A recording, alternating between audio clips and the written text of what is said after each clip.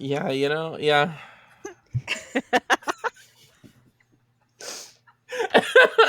Are we live?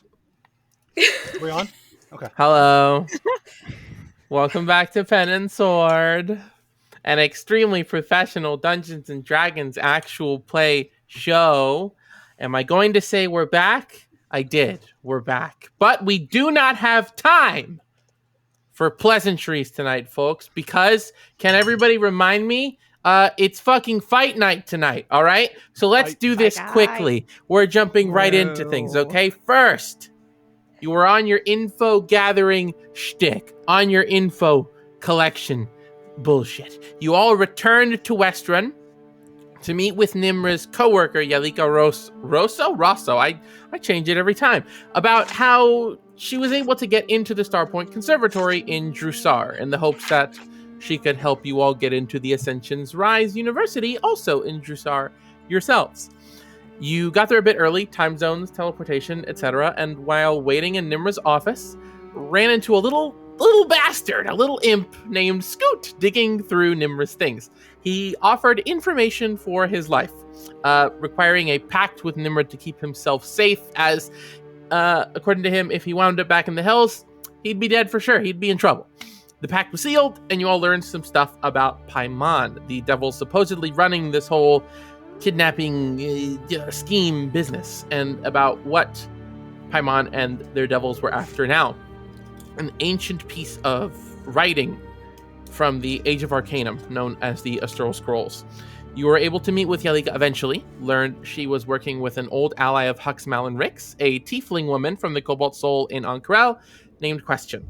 Turns out that after serving an instrumental role in your quest to redeem Elixion, she kept working on her theory of mythic resonance, this idea that great deeds, great battles, great moments in history leave a kind of imprint on the land that almost encourage such things to continue to happen in the same places throughout history, which brought her to the Cobalt Reserve in Westruun, where she met Yalika and the two began working together. Yalika was so enthused with this whole concept, with this work, that she decided to help her out.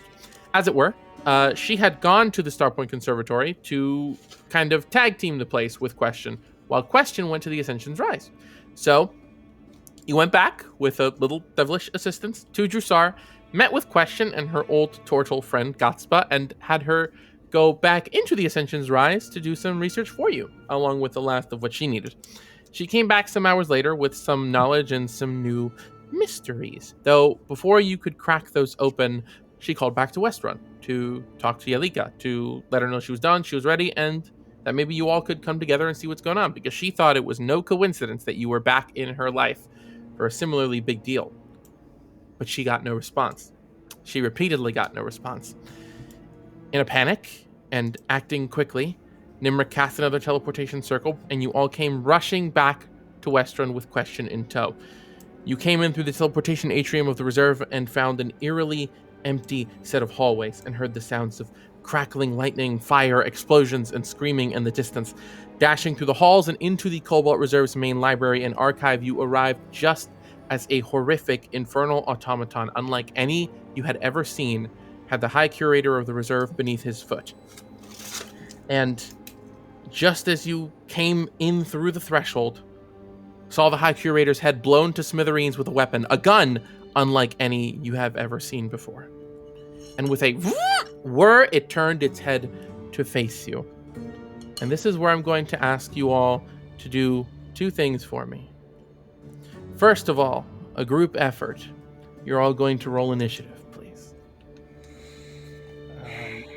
Seal, Mal, Huxley, and Nimra all have a +4 to their initiative as well. Okay. You're gonna roll them, and then I'm gonna go around and ask. Hi, folks. Ruby in the editing room here. While we go over our initiative order, I needed to step in here and break some bad news. The short version is, we lost basically all of Reese's footage and audio for this episode. I won't sit and complain here about how and why, as it isn't really the time, but this does necessitate a little bit of an explainer before we continue. Now, with regards to this episode, we've had to improvise. A good chunk of this episode is this fight, which is easy enough to remedy, if not ideal. Riza/Mal's turns will be cut out. I'll be leaving in my responses to them where they're relevant or illuminating as to what was done on that turn, but for the most part, I'll be doing a little voiceover like this to explain what was done on that turn and to try to better illustrate what was happening. The back chunk of the episode, however, after the fight, some big stuff happens, and this whole section is a much greater loss, really. I'll do my best here to make up for it with the same voiceover walking through what Mal was doing, but there really is little remedy to losing big chunks of conversational roleplay, and undoubtedly the emotion of the scene will be diminished, and Reese's contribution to that lost. Though the silver lining is the very, very end of the episode was recovered, mostly by accident, by luck. We were having technical difficulties during the episode, in case it isn't obvious, and happened to decide to record a separate, just kind of screen captured recording of what was happening, and saved roughly half an hour on the back end of Reese's footage and audio, which was probably the most important part of the episode. So we're all extremely happy we managed to save it, but everything else I'll need to cover through little voiceovers like this, which I'll just sort of interject. When the screen goes black and white, I'm doing a voiceover because blah, blah, blah, stuff that we lost. Just so that, we're clear that that's what's happening. Tried my best to recover it, but couldn't, and that's that. And also, just on the back end of this, I also wanted to mention we've gone through a bit of troubleshooting over the coming episodes, and with regards to how and what we use to record. As this episode, if I recall correctly, the one before it, I think the one after it, we're kind of just littered with little technical issues, and we've been trying to resolve that. So you might see a bit of that going forward, but thankfully, nobody's footage has been lost except for this one here. So this should be a one and done problem. But appreciate your understanding as we, work through this. We are amateurs at all this, and this sort of thing happens sometimes. So hopefully I can do my best to remedy that. Thank you. As we were. Okay, we're back in. We have to start doing some of these like shorts. Just for I'll pre-write some. No. Okay, so we're in. Everybody's rolled initiative. Just a little futzing with computer issues, but we're good. We're fine. Initiative is rolled, and now, as I was saying, to be dramatic about it again, lock back in. You need to nominate one of you to roll something for me. To clarify, this is something I can share with you. Okay, so as you come in and you get a sight of everything that's happening, Nimra, you immediately kind of feel this concern. Right? That is the High Curator of the Cobalt Reserve in Westruun. That person does not fuck around. Okay? That is an exceptionally powerful, arcanely gifted person, more skilled and talented than you, and you can't help but notice that there is not a scratch on this machine, other than the blood it is soaked in, which is my way of communicating to you guys that this is an incredibly deadly encounter. So I will clarify this now. This roll that one of you is going to make can and most likely will significantly alter the course of this fight. Okay? One of you is going to make it. One of you are going to choose someone to roll a d6 plus 1, a minimum result of 2, a maximum result of 7. Who's going to do it? Oh, okay, I got this. Why? We all agree? AJ to do it? That Y. Wait, hang on. There was something behind that Y. Go ahead. Why? I What? don't know if I should say it out loud.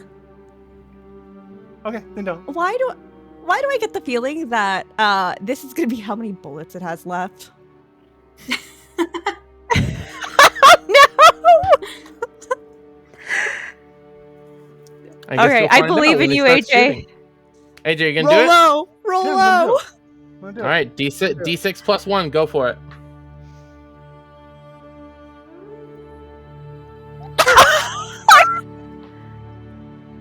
Okay. That is a result of 7. That is a I will result toss of that in my 7. notes. Let's It's hope fine. that I'm not right. I We're am certain you are. So, now that that's There's a in reason place, we had to roll it as players. I will, of course, I'll reveal the big mystery later. But whether it's good that you rolled high or bad that you rolled high, you'll find out. That being said, hope I'm not right. there is one thing I can tell you that is actually kind of good for you guys. And that's that up first.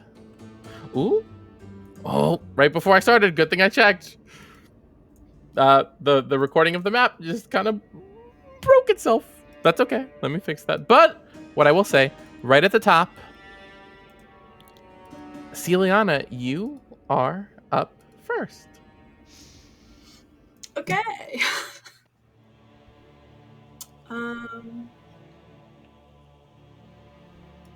Yeah, I'm gonna run into this big guy. And Okay.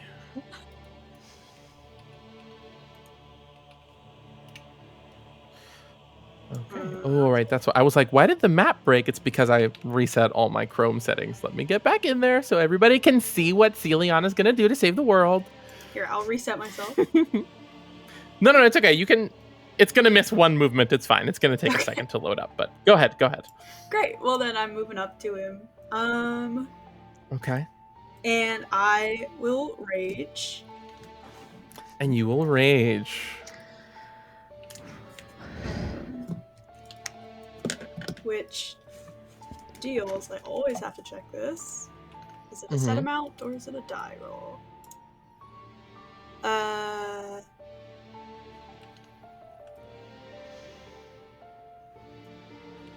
Where is it?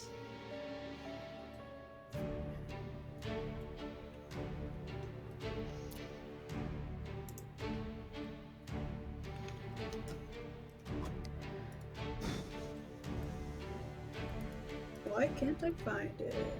Okay, it's set. It's a set amount. It's 4 fire damage. Okay. Anyone in 10 feet. Got it. And I will start attacking with the glaive. Okay. Just as the map loads in. Okay. Right there. We're gonna position it right there. We're gonna make sure it's going. It is. Good for us. All right. Sorry. Proceed with your turn. Great. So that is a 25 to hit. A 25 will hit. And that is 16 damage. What kind? What does a glaive do? So I guess it's magical Slashing. slashing. I believe. Is it Yeah, magical got since it. it's a +1? Yeah, +1 means it's magical, yeah. So it's magical slashing. 16, you said? Yes, 16.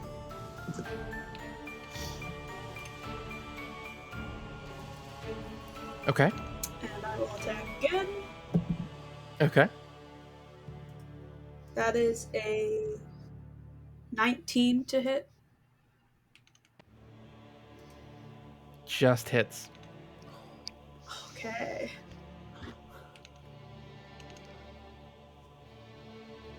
Somebody couldn't believe that.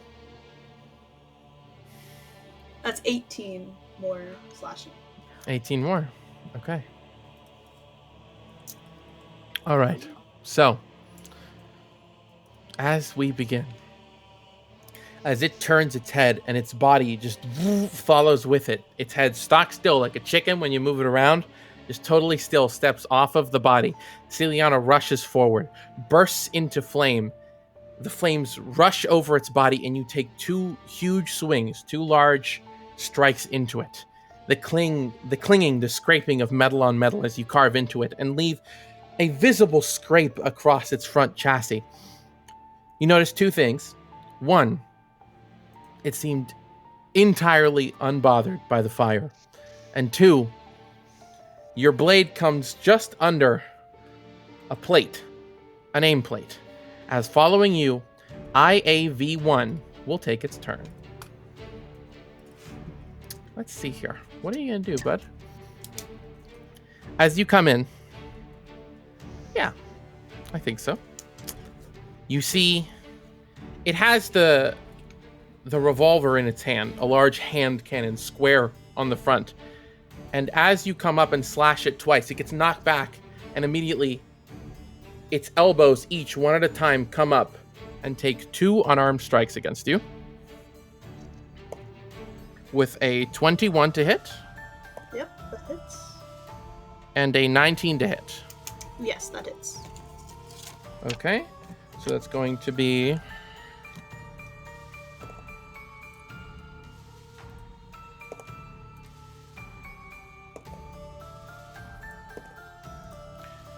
$31 points of bludgeoning damage, reduced by your, obviously by your rage. It's just regular bludgeoning. So it was, I just did the math and I said 31 or 38? You said 31. Okay, 31. So I thought I was like, I'm confusing myself. 31. So reduced to, it's rounded down, so to 15 bludgeoning damage.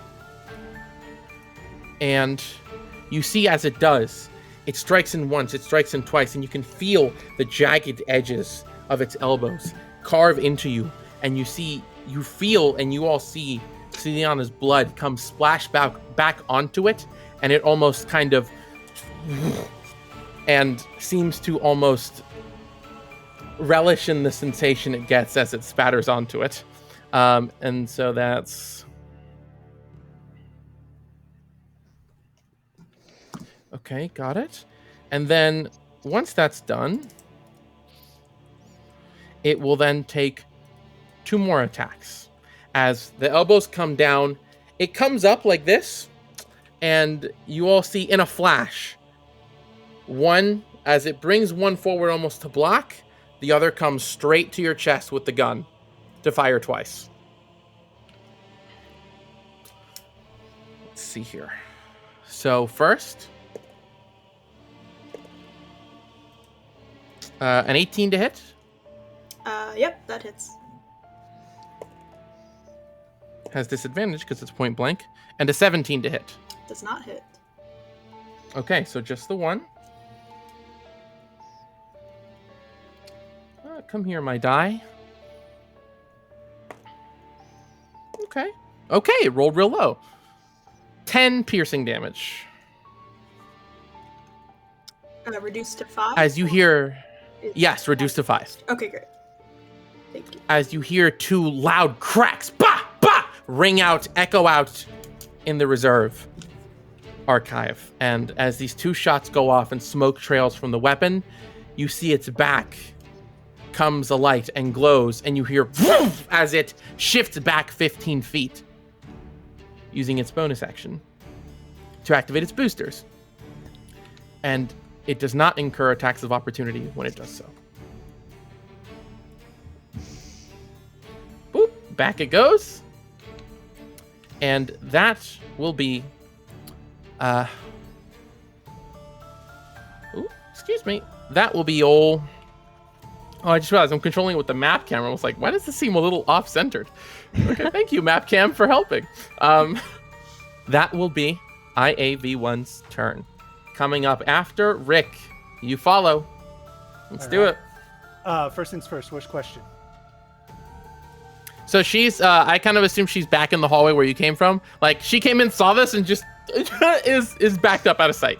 Perfect. Rick will, turn around, see question, reach into his pocket, grab his sending stone, and toss it to question. Tell Ewo that Westruun is under siege. We need reinforcements. Okay. All right. Go ahead. I'm gonna turn, and I don't think I can reach anything else. So sure, let's. You know what? Let's rage. Sure. Let's rage. Let's rage. Let's rage against this machine. That's damn right. What do you say? All right. Let's see. 15. Oh, that's 20. Damn. 14. Rick's gonna run up. How big is this thing? It is like 7 foot and change. All right, so we're So about medium equal. sized. Yes, Yeah, medium just sized. in terms of categories. Great. This is so dumb. Rick's gonna like shoulder tackle it, like attempt to like grab it like a football tackle, pick it up, and then I want to try to run it into the warded bookshelf behind. Okay, Michael. so we'll do a grapple check. It'll be your athletics versus it's either athletics or acrobatics. Perfect. Okay, not bad. That is a total of 25. 25 versus a piss poor roll. That's a success. You run forward, you grab onto it, and push it back into the bookshelves. You moved 20, so I'd say you're able to slam it into this actual bookshelf right here. Tug your tokens forward, slam it into the back, and keep it pressed up against it is currently grappled. Great. With my second attack, I'm gonna swing Mr. Mayhem. Okay. 21 to hit. I keep moving to the map cam and starting. What was that? Sorry. 21 to hit. 21 hits. Great. That is 20. Wait, let me confirm that. 19 points of magical slashing damage and 6 points of necrotic damage. So that's a total of how much? The fact that we're grouping it together does not make me happy. 25 points. Okay. Got it. Actually, Poker facing you guys. That'll be my first turn. Okay.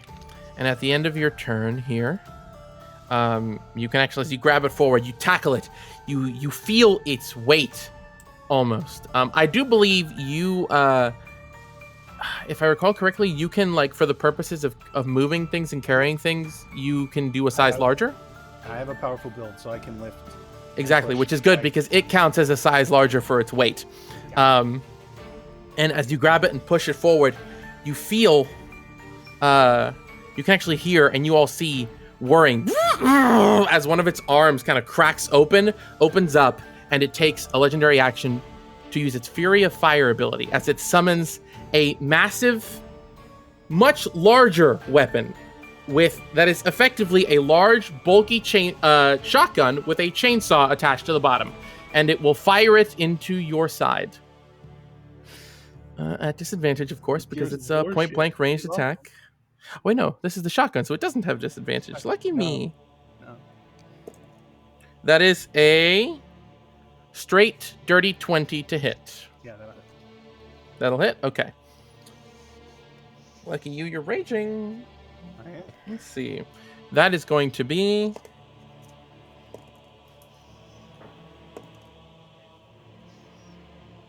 Okay, low roll. 17 piercing damage, reduced to 8. Okay. As it kind of comes out and you hear a heavier, a deeper poof as this large weapon blasts into the side of Rick, and he kind of you see him lurch sideways as he continues to tackle this thing into the wall and start laying into it. After you, having ended your turn and taken its legendary action, Mal, you're up.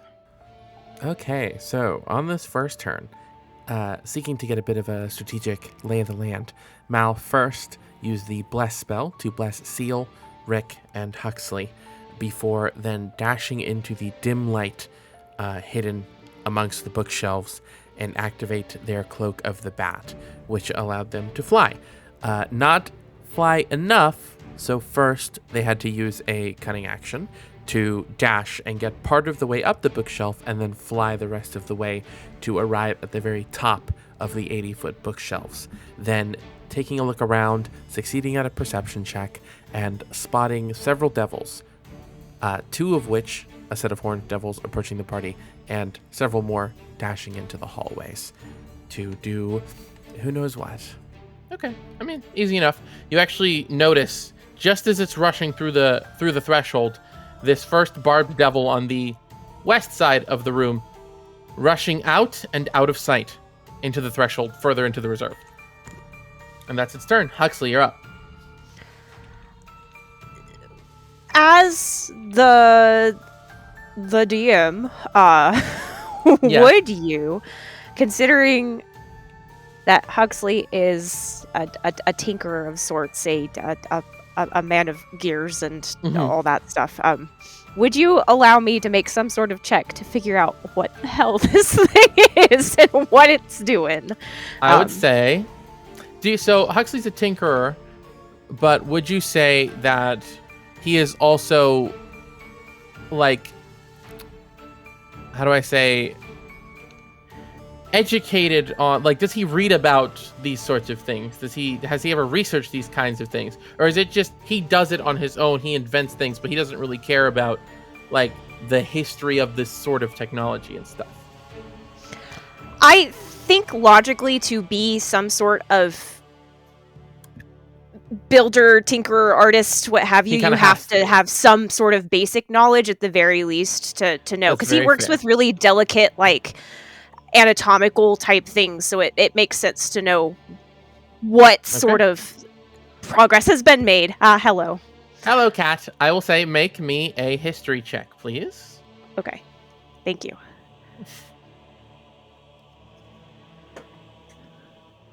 That's not bad. What do we got? That's 17. So, at first glance, it is very odd. It's very strange. You've seen automaton before. You saw the large ones that crank the gondolas in Jussar. In your lifetime, especially in Hupperduk, you've definitely seen some. It is not too unlike a number of humanoid automata you've seen in the past. But generally, so you have maybe two ideas here. One is a simpler option that you'd probably prefer. The other is more complex. The simpler option, it is some kind of guard automata, some kind of, it's pre-programmed to do a certain thing, right? You've heard of automatons that are programmed with patrol routes to guard a specific location. It's not a simple thing to make, but as far as enchantments, as far as this kind of thing goes, its instructions are not too complicated. So, you know, it might be that. Although you start to think, well, what would the instruction be? Attack this place until X amount of time? That doesn't really fit. These are usually defensive programs put into these things, which makes you think that it might be the more complex option, which in your time studying these things, as you've made attempts to educate yourself on how these sorts of machines work, you know that this could potentially be what is known as an aormaton, a sort of next level of automata, the only ones in history known to have been sentient. Automata created in the flying city of Aor in the Age of Arcanum. When the city fell, it is presumed that its many, many aormatons fell with it, though it is not unheard of for them to reappear from time to time. Reactivate or be found and reactivated, sometimes with memory, sometimes without, but that's kind of the key difference. If this is an aormaton, it's sentient, it's aware, it knows what it's doing, and it's a person. Therefore, you don't have to rely on programming, and that would, at least in its own, explain its complexity. So that definitely makes this so much worse, because not only is this a robot that's very strong, it's totally cool doing what it's doing right now. Cool. All right, was that my action? Are you proficient in history? I am not. Then I'll say that was, I'll argue that consumed a bonus action there. A bonus action, okay. Mm-hmm. Okay.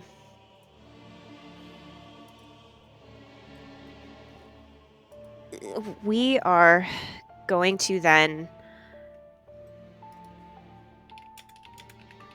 I guess I'm going to do what I originally planned to do. I'm going to target this one little devil that I can see back here. This guy.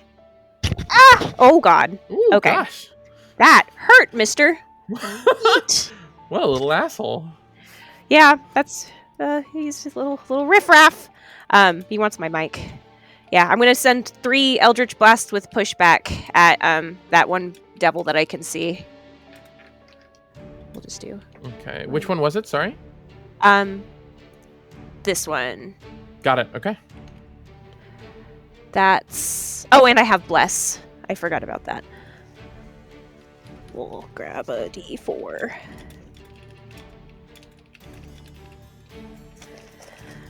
The first one is. Oh, that's good. A 21. The second one is a 26. Both hit. And then the last one is a 27. That hits. All 3 hit. All right, so it gets pushed back 30 feet and takes hopefully some good damage. We'll just do. Ooh. Ooh, okay. So 14, 14, and 6. Okay. Oh no, I'm sorry, 13, 13, and 6. Okay, I was at mid doing the math in my head. Got it. 32. Okay. And that's what kind of damage? Force? Force damage, yes. Okay. Got it. As you kind of step forward, watching the machine as it moves, you turn your head back and launch out 1, 2, 3, and hear poof, poof, poof, and it just gets knocked and tumbled back. Its wings kind of catch it to slow it down, to prevent it from moving any further. But that's that. And then Got it. I'll move 30 feet in this direction. And that'll be me. Got it. All right. Next up, Mal, you can see, again, to try to give you an idea, since you can't see through the map walls, off to the far east of the room, near the back that you can see from up there, there is a chain devil that runs off out of sight through the threshold further into the reserve. And that's its turn. Now, Melancholy, kind of standing where she is, just kind of watches everybody scatter and just, Nimra. Okay, Nimra, this is your place. I believe in you. Go do some wizard shit, okay? And then just pats you on the shoulder and gives you bardic inspiration. And will. Oh, she's so scared. I'm so scared for her. Will reposition herself and will. Let's see. What will she do? Okay. Yeah. She's picking up what's being put down here. She's gonna move over here and cast at 2nd level hold person on IAV1. Let's see, where are you, girl? She's gonna just move over here just behind this bookshelf and cast it, which means he has to make a wisdom save of 17. That is a wow, just makes it with a 17, unfortunately. You see she throws off this spell. She kind of pulls her vial and sort of runs the bow along it, and it just kind of through it and sort of like almost coalesces into this deep set sort of purple energy that then shoots. Then she turns the vial like a gun and blasts it out the neck of the instrument towards it, and it just kind of, but it sort of like locks up and then dissipates and doesn't seem to hold, and you see its head kind of shoot in her direction, and she just and then moves further behind the bookshelf. And that's her turn. Following up from that, the horned devils now go. The first one will flap its wings, fly forward its full movement of 60 feet, or 50 feet in this case, and land beside Rick.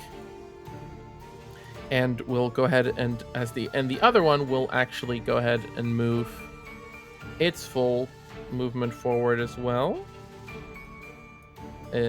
flying, and then it will actually dash to position itself right in front of Celiana, but it can't take an attack, but this one can. So it is going to take 3 attacks against Rick here. 2 with its fork, and with its large pitchfork, and 1 with its tail. The tail comes in on you, Rick. That is a 23 to hit. Yep, hits. And then 2 jabs from the fork. That is a 17 and a 17. Yeah, they both just hit. Okay. So first we'll do the fork because it's the simpler of the attacks here. That is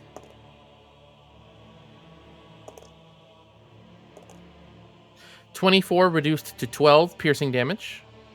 Okay. And then from the tail, that is, wow, terrible roll. That is 7 reduced to 3 piercing damage. And give me a Constitution save, please. Sure. 22. All right, that's a success. You feel the tail sting into you, and the wound almost take on a sort of necrosis that it tries to push through your body, but your giant heritage pushes it back out, resists it, and prevents you from taking that enhanced wound. And that is the Horned Devil's turns.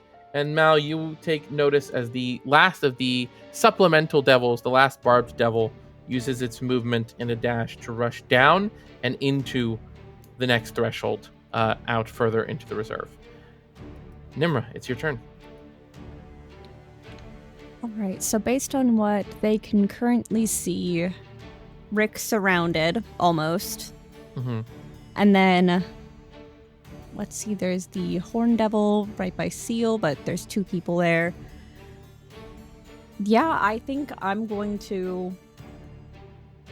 And I do have a Bardic, but I'm not sure how useful that'll be for this. Actually, it might For what be. it's worth, that is at this level, it is a D10. Okay. I'm saying I'm not sure how useful it'll be because Nimmer doesn't have a ton of spell attacks. Has more spell saves.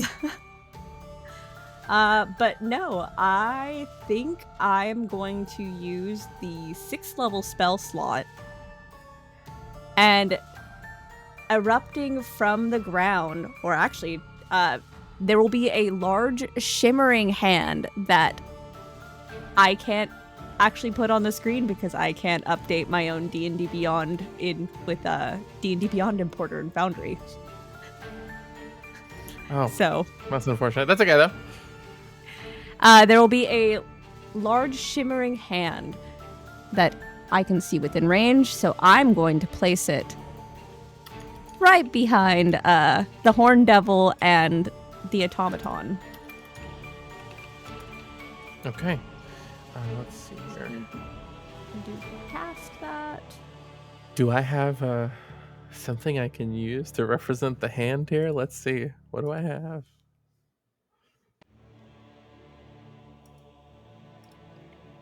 How much space does it take up? Is it like normal or is it like large? It does say large hand, but the hand does not take up the entire space that it is in. Okay.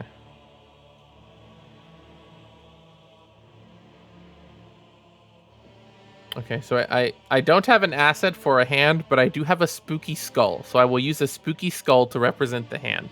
It's going to be really big on the map for a second. Don't worry about that. I will shrink it. It's not that big. Woo, spooky skull. There it is. Okay, anyway. Into a square. Right there. It's a little warped. That's funny. Anyway. It's so goofy looking. Sorry. All right, what's it do? It has an AC of 20. Okay. It has my health, so it's going to have 66 HP. Okay. It has a strength of 26, so it has a +8. Okay. And a dex of 10, so +0. Okay. So let's do the first thing I can do, which is use a free action to command it. It is going to make a strike at that automaton to see if this will work. So the melee spell attack for me, which, hey, maybe that does actually matter.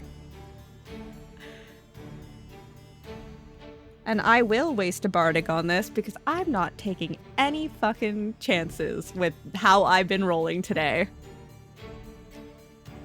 Okay, maybe I don't need it. We'll see.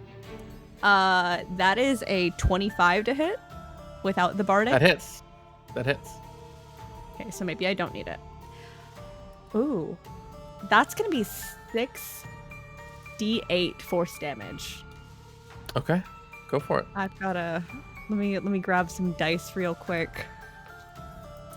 Oh man, I should have been more prepared. I should have had my d8s and my d6s out.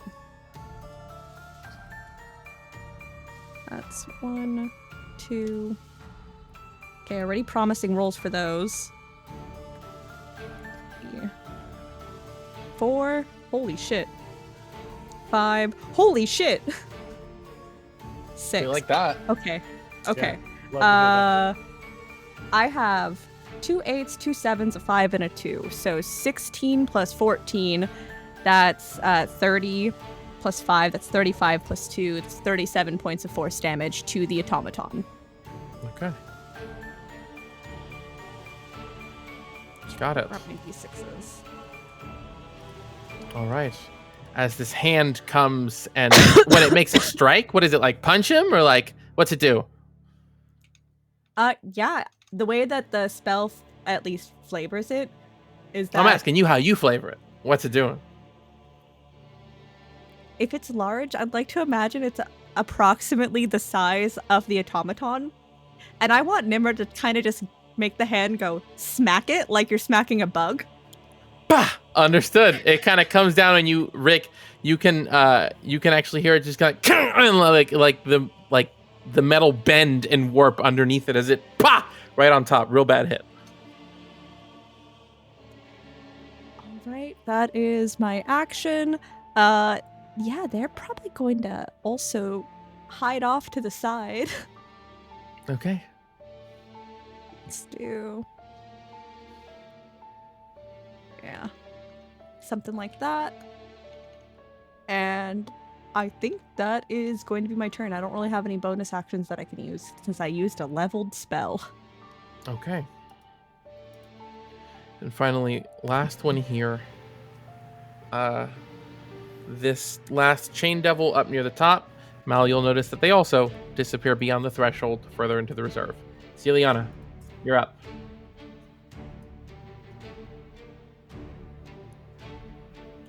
That's 4 in total, but you don't see any more in the room. And, okay, Celiana, yeah, you're up. Did the Barb Devil also go? I missed that. Or do we... Yeah, both Barb Devils have moved out, and both Chain Devils have moved out of the room. Great, thank you. Cool. Oh, I got a guy right here, so I'm gonna hit him. All right. That is, forgot about Bless.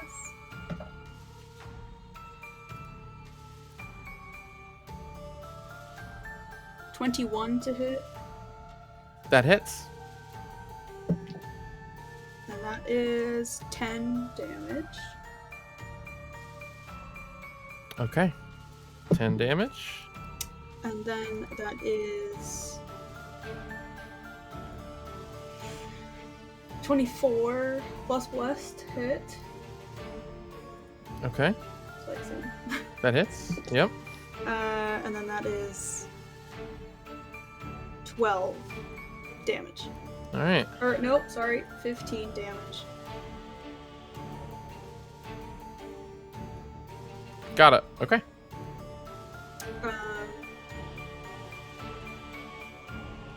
I don't think it'll do anything, but I'll just flare my aura for Yeah. 4. Yeah, if it's fire damage, it definitely won't. But yes, Yeah. got it. Wow, out. I just gotta Understood. check with every single one. Make sure. You do. Yeah, so as it kind of comes up to you and prepares to strike, you bring your glaive up twice, 2 clean carves through its center of mass, and it kind of rears back and then brings its pitchfork back down to meet you. That your turn? Is there a better place for me to be?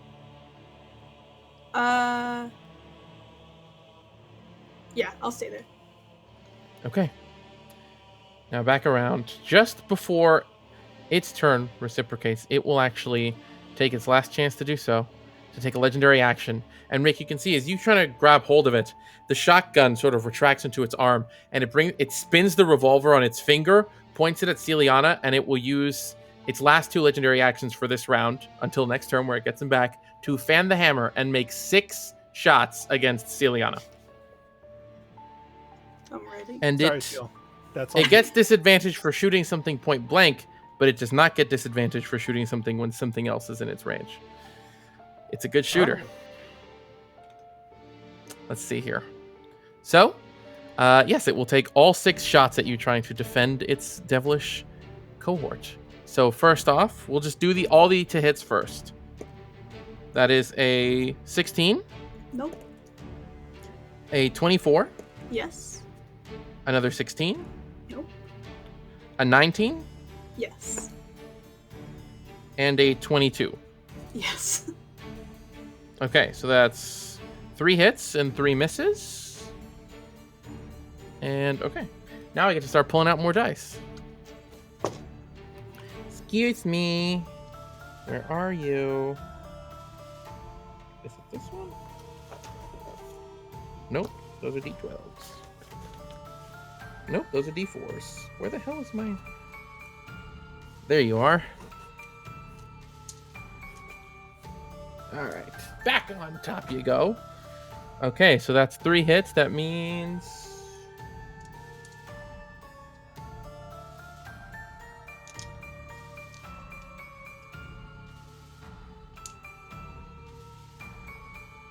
Okay, got it. Plus... Okay. I gotta clear my dice tray out.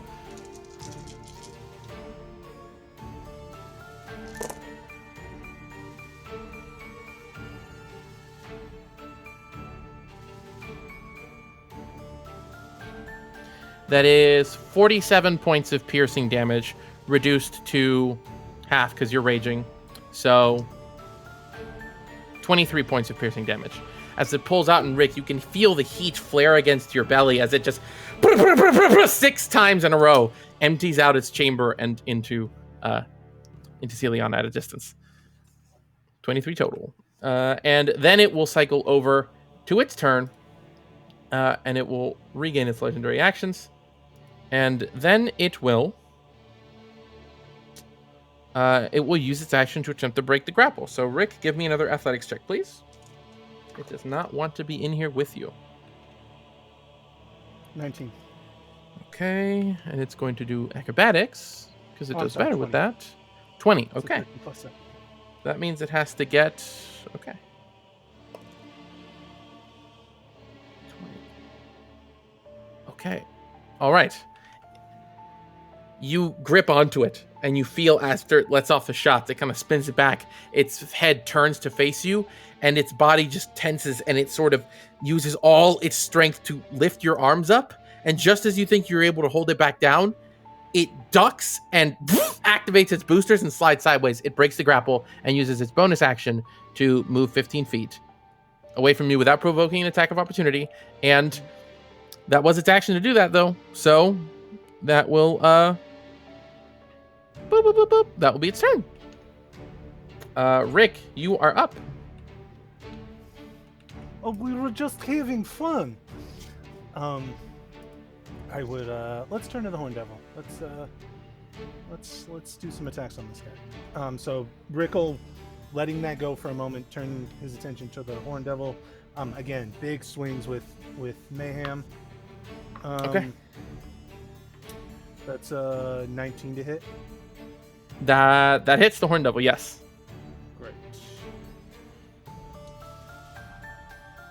Let's do a first level smite as well. Okay, stack the numbers. Trying. Okay. Let's do this one at a time in case it matters. 19 points of slashing damage and 3 points of necrotic damage. So 22, and then 10. 17 points of radiant damage. Okay.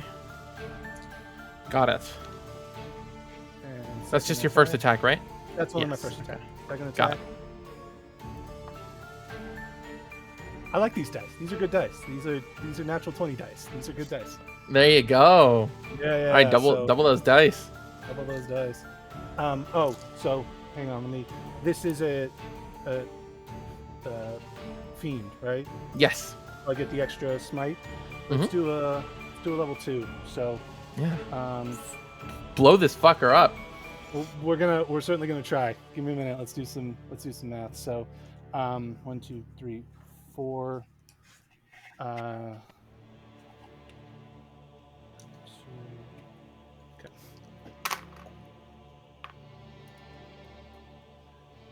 Okay.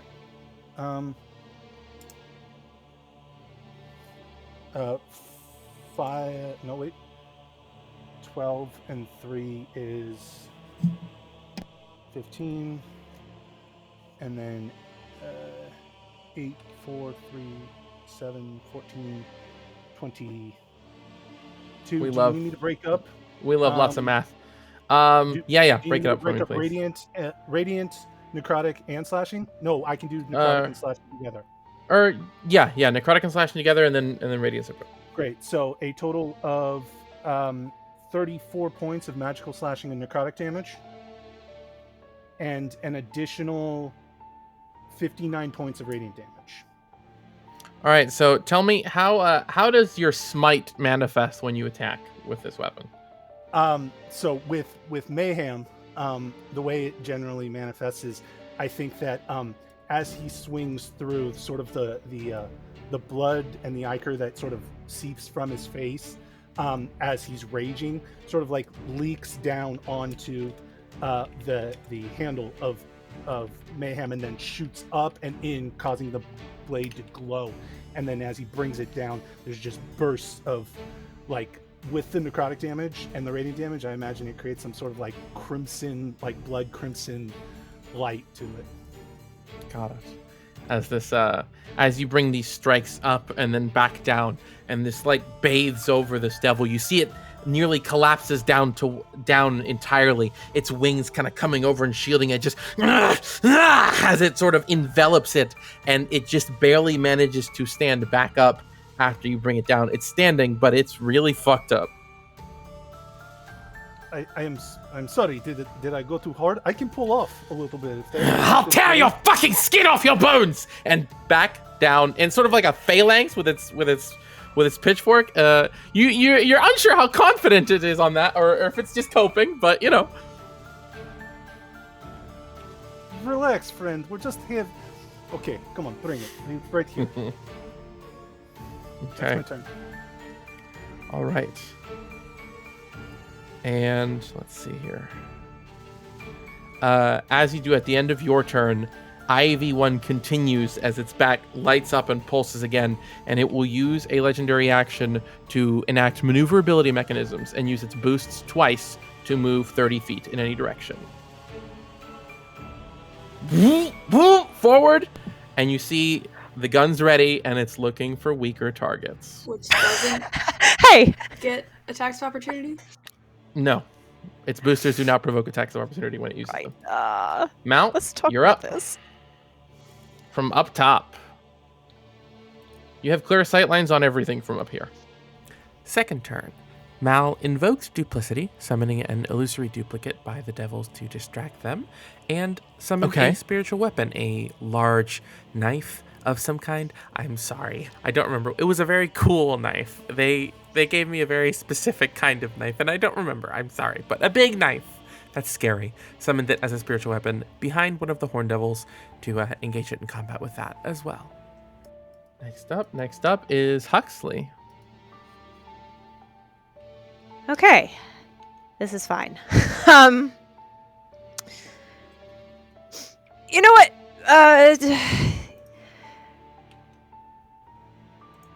I am. I'm gonna go Balrog. I'm gonna use my 6th level Mystic Arcanum. Okay. We're gonna go Balrog. Use that and pull out my good old Fire Blossom staff, and it gives me +2 to my AC, which should help a little bit. And we're gonna step in front of Nimra and whack this thing a couple of times with my staff, which I have my sticky note right there, and we're gonna two-hand it. Okay. That is very good. With bless, it's a 24 with bless. That hits. For hello, you're back. Thank you for being here. No dice. He was in my trash can just now, so. Moral support is important. Ow. So that is 12 points of magical, what is it? It's piercing damage. Okay. And then my second attack, that is better. That's a 25. That hits. Ooh. 11, 13 points of magical piercing damage. Got it. Okay.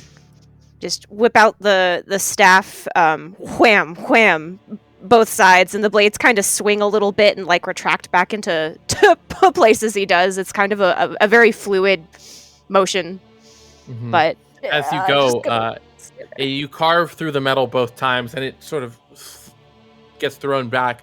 You see, when you first came in, it was doused in blood, and you notice that a lot of it is kind of sort of drained off of it as it was quite fresh, and now it is mostly blue again, its form, and it looks pretty carved up pretty well. It's covered in the slashes. It's taking the damage that a lot of you are pumping into it.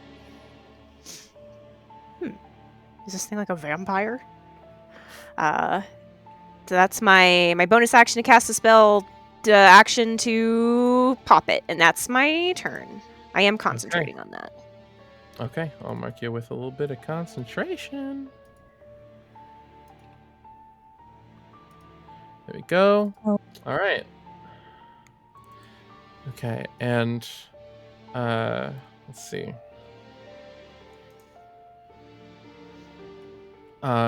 It will, and as you kind of do, as you carve into it, it sort of kind of steps back and steadies itself, and its head just kind of, and it looks at you, and you hear kind of from deep within its core the central kind of eyepiece sort of flashes, and it says fuel, and it will instead of Fury of Fire spend a legendary action to do Fury of Chain, and the shotgun summons from its arm, and the chainsaw starts whirring, and it will dig it into you for its legendary action, which will be... Is it a chainsaw? A chainsaw! A chainsaw! That'll be a 22 to hit. What is this thing? Yeah, that does hit. Which will do... Oh, okay, and... 19 points of bludgeoning damage. Okay. So the good news about that is that I do not take any damage because I do have Armor of Agathis up. It instead takes 25 points of ice damage as it hits me, and the thin layer of ice just explodes out and impales it. Interesting. Okay, that changes what happens. Okay, so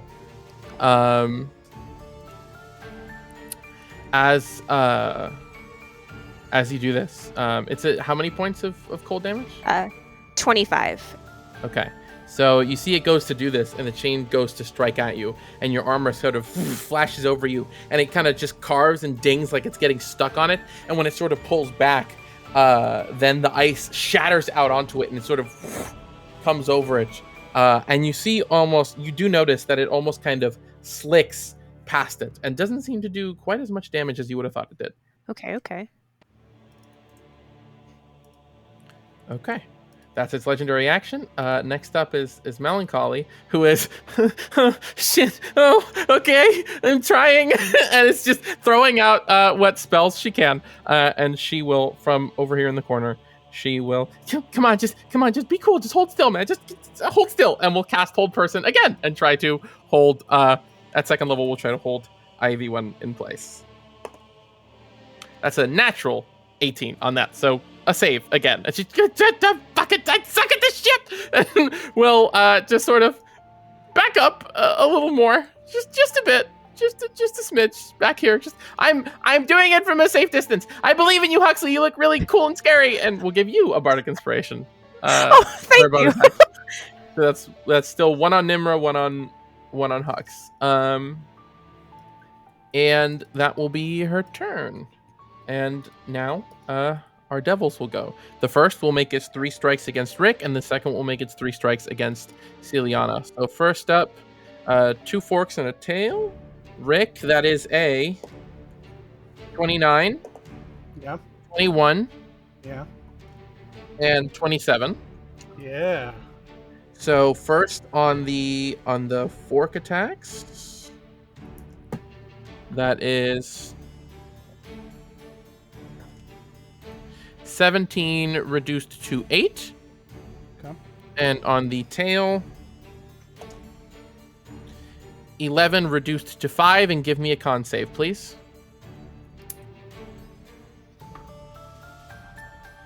31.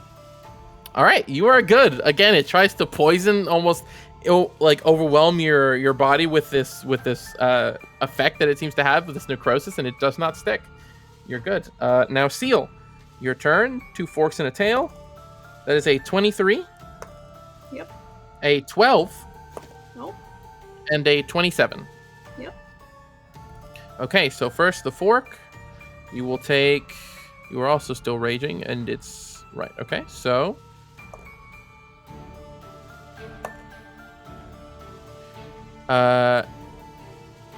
18 points of piercing damage, reduced to 9. And 13 reduced to 6 points of piercing damage, and give me a Constitution save.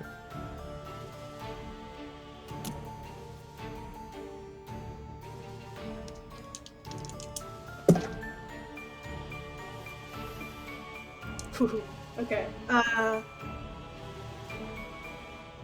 is a 16. Constitution. Okay. So you feel the pitchfork hit you once, and you kind of take it, pulls back out, and you bring your glaive up to deflect the second, but then the tail strikes you in the side, and you feel that sting and then that necrosis as the sting sticks and gets worse. And you now have an infernal wound. So first you will take an additional...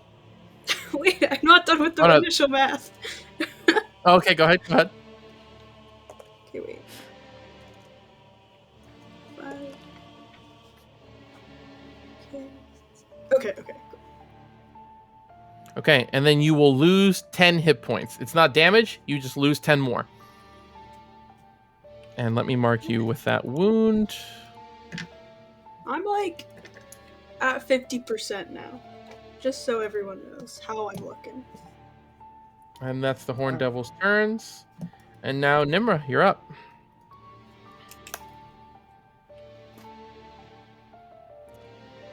Right, so shoot.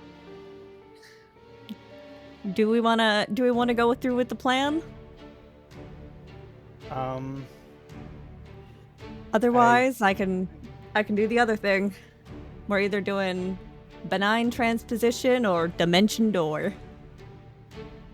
I don't know. I think we're positioned well enough. I think we're all in a place, so get yourself out.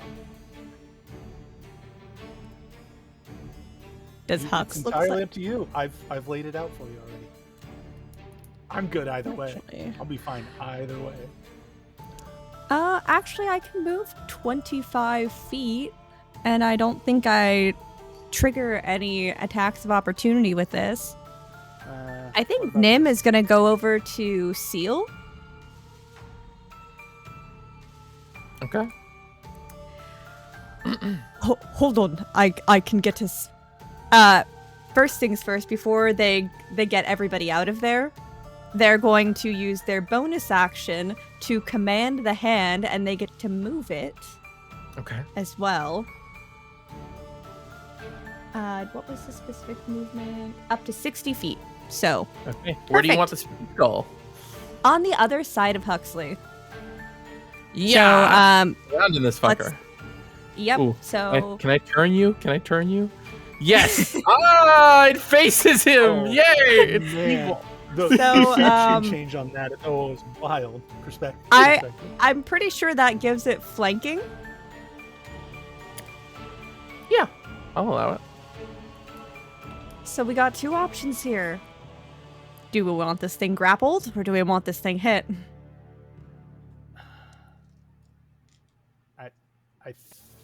We want it grappled. We don't want it to be able to move.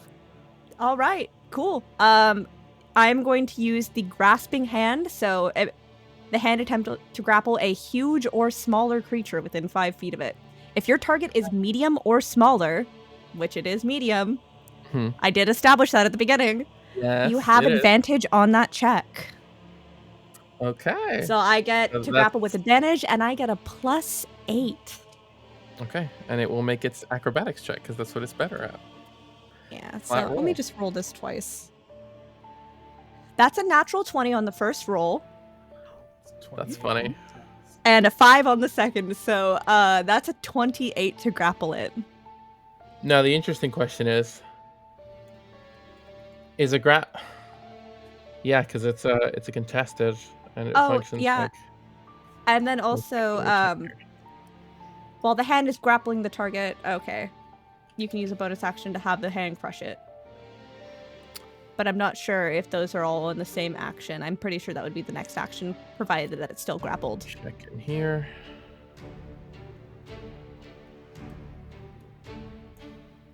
Got it. So I checked it, and it is the case. Meets beats on contested. It also rolled a natural 20 for a 28. So as the hand comes around it, it kind of like its booster sort of and it flares, and it sort of throws its hands up and catches it, and its head spins full 360 and just and it's sort of just like you can hear a sort of like a hum from inside it, and it turns its head back around and keeps it at bay and forces it back off before it goes to make another move. I looked it up because like if it's contested on a grapple, who wins? If it meets, it beats as the victim of the grapple. So thankfully I still have my action. That was my bonus action, and I've only used movement. I'm gonna before I say what I wanted to say, Gwen, what were you gonna want to say? I was just trying to think, do you get... Never mind, no.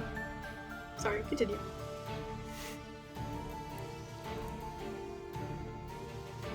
Wait a minute. Oh, no. Grasping hand says... Nope. Okay, yeah.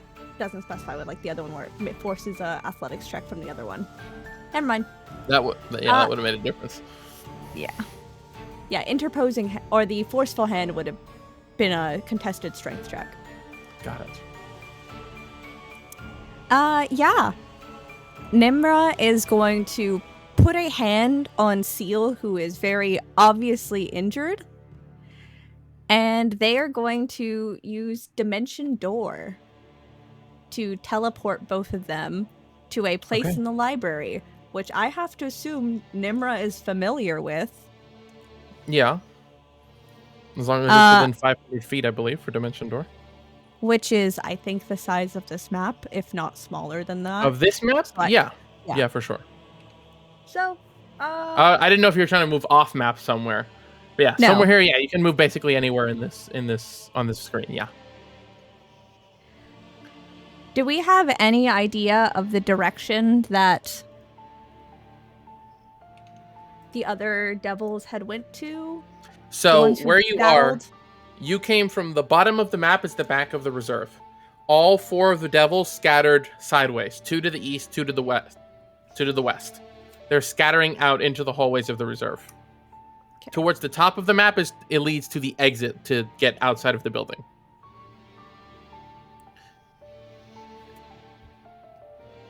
Now, if I teleport us out, I don't know if you've prepped any maps to have us do a chase I don't, scene. but I can keep track of it separately on your turns. If what you're trying to do is chase them down. Chase them. Chase them. I think we're gonna chase them. Chase them. Okay. Yeah. I'll just arbitrarily choose west, and Okay. Nimra is going to teleport the two of them to the west door. Okay. The closest, so there's 3 doors on the west side. Mal, assuming you were calling out directions, you would have seen a chain devil move through the center door, a barbed devil move through the lower door. Which one do you want to go to? Any preference, Gwen?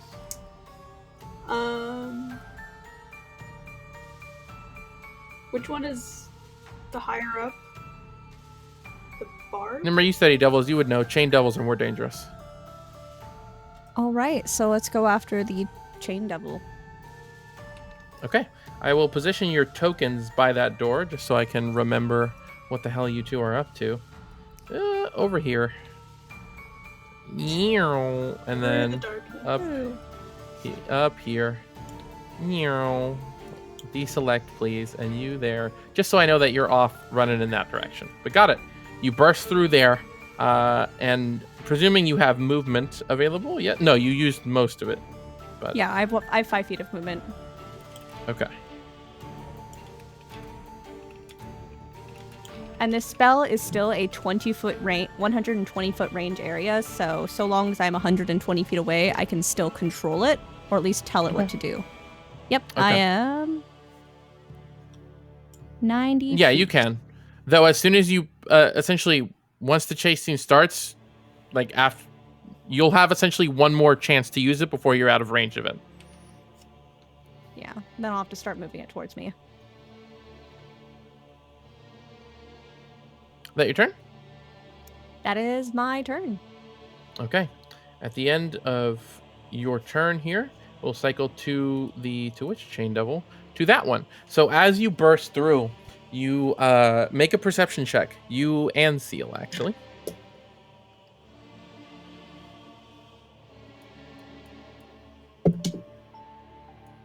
Okay. That's a natural 20 for a 21. Okay. I got a 22. Okay. You both scan the hallway ahead of you, looking past the gore, the bodies, both devil and mortal, scattered throughout these halls. You do not see the chain devil, but you also see that, at least from the side of it, the rooms that are in this hallway, doors are open. Blood has either come out of it or gone into it. But every door in this hallway that you can see has been opened, and up ahead the hallway goes for about 100 feet before it turns. Just so you're aware of that. And at the end of this chain devil's turn, IAV1 will use its last legendary action to use maneuverability mechanisms and move 30 feet away without imposing attacks of opportunity. And it will whoop,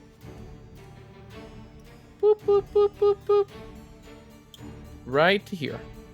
It will shift away from the hand and dash forward, and kind of as it's flying forward, it will kick its heels down and slide and heel turn and turn around with its guns ready, trained on Huxley.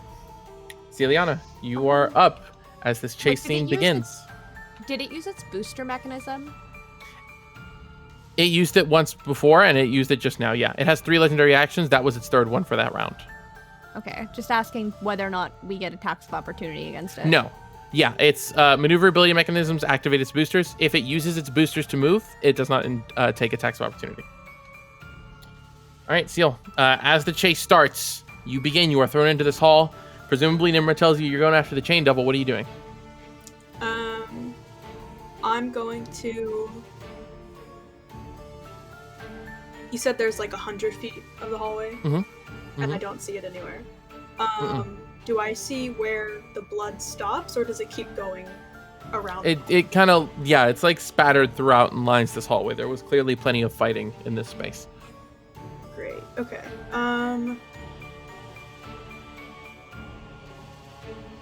I have 40 feet, so I'm gonna first use that to just go down the hallway in the direction that this devil might be. And then I will use another blessing of the Raven Queen. Okay. To go forward 30 feet, which doesn't get me all the way, That's but 70 if I total. Yeah. dash, then I should be able to at least get around the corner. Yeah, and as you burst around the corner, that is when you see it 30 feet down where the corner turns. You see it kind of rushing forward, chains at the ready, kind of ducking in between and looking into rooms looking for people. Great, I'll just call after it, hey, and try to get its attention to focus on me. Yeah, no, it will stop and whip around and kind of like twirl its chain, and it looks ready to fight you. Great. Perfect. Action, bonus action, movement. Yep. Okay, got it. Next up, IAV1 in position, kind of dashed around, and then it will use its bonus action to move forward. It will move forward 20 feet of its normal movement. And Huxley, you kind of hear it and see it as it dashes around you, but just so quick you can't make a movement. And then you hear the clanking of footsteps behind you as it rushes up, and it'll use them all for this turn. 3 legendary actions, all of them for this round, to use its Blood is Fuel ability, and it's going to try to grapple you. Okay. So, acrobatics or athletics.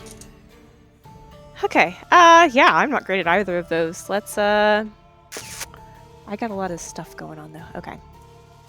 We'll do acrobatics.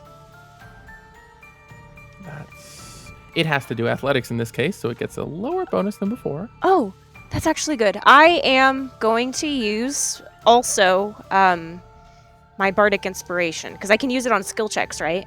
Mm-hmm. I believe so, okay. Yes. It could have been better. And it's a D10, correct? I thought it. It's a D10. Okay. So I rolled an 18 plus 3, so that's a 21. Okay. I don't like your smirk. Listen, guys. All I'm saying is, don't yell at me. Oh, God. I'm prepared. Its arms wrap around you, and coo-coo on both sides. The fingers link.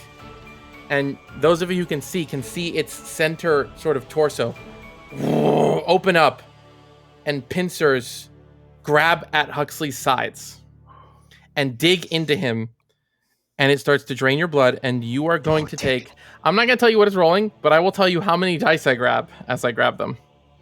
Okay. What kind of damage is this? This is going to be... where are you? Oh my god, I lost the damn sheet. This is going to be...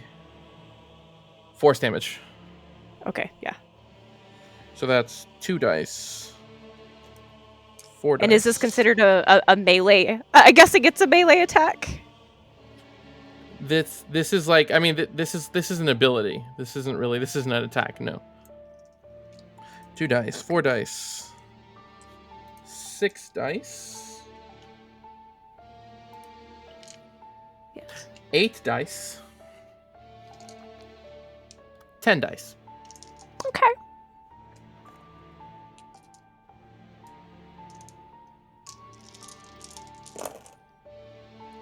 Oh.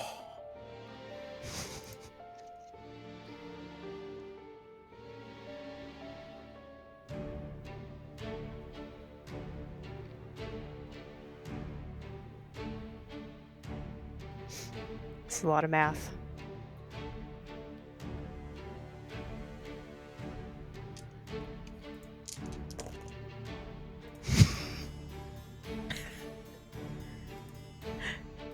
It's gonna be okay. 64 points of bludgeoning damage.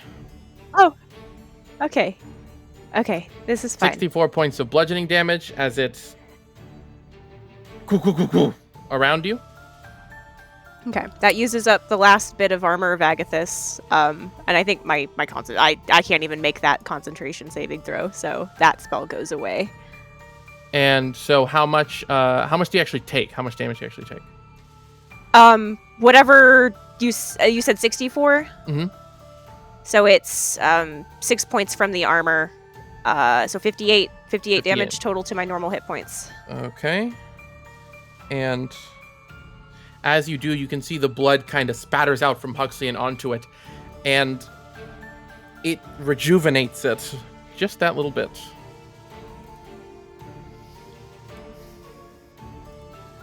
Okay, its legendary action done. It will then use its actual action this turn, and it will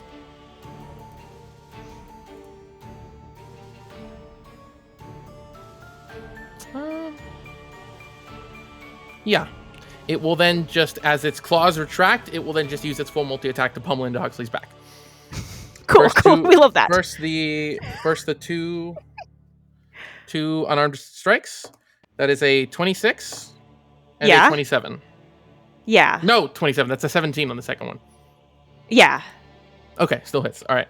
So first for the unarmed strikes. Back down to normal dice amounts.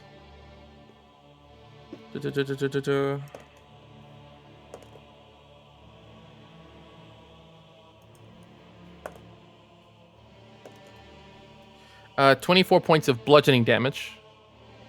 How much was that for both of them combined? That's both of them or combined. First... Both unarmed. How much combined. Was the first one? Because the first one could down me, and the second one could be a death save. The first one was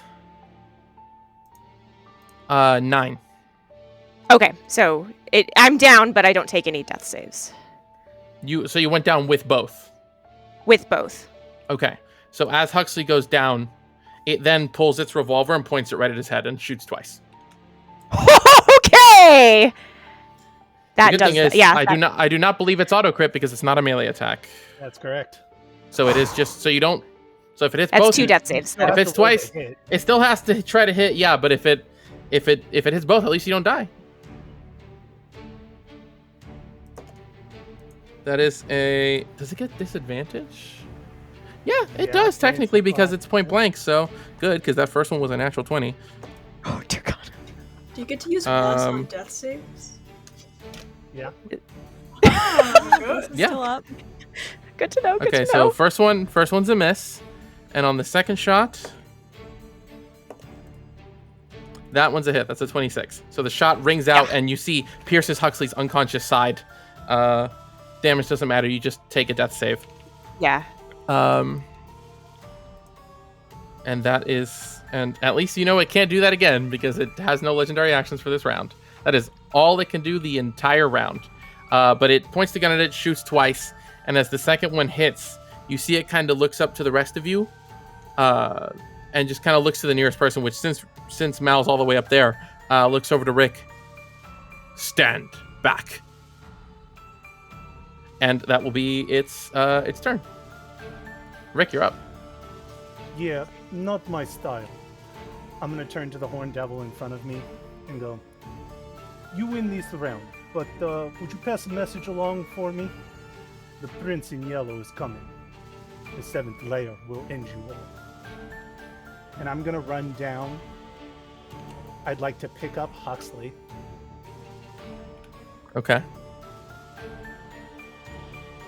Use my action to give him 40 points of lay on hands.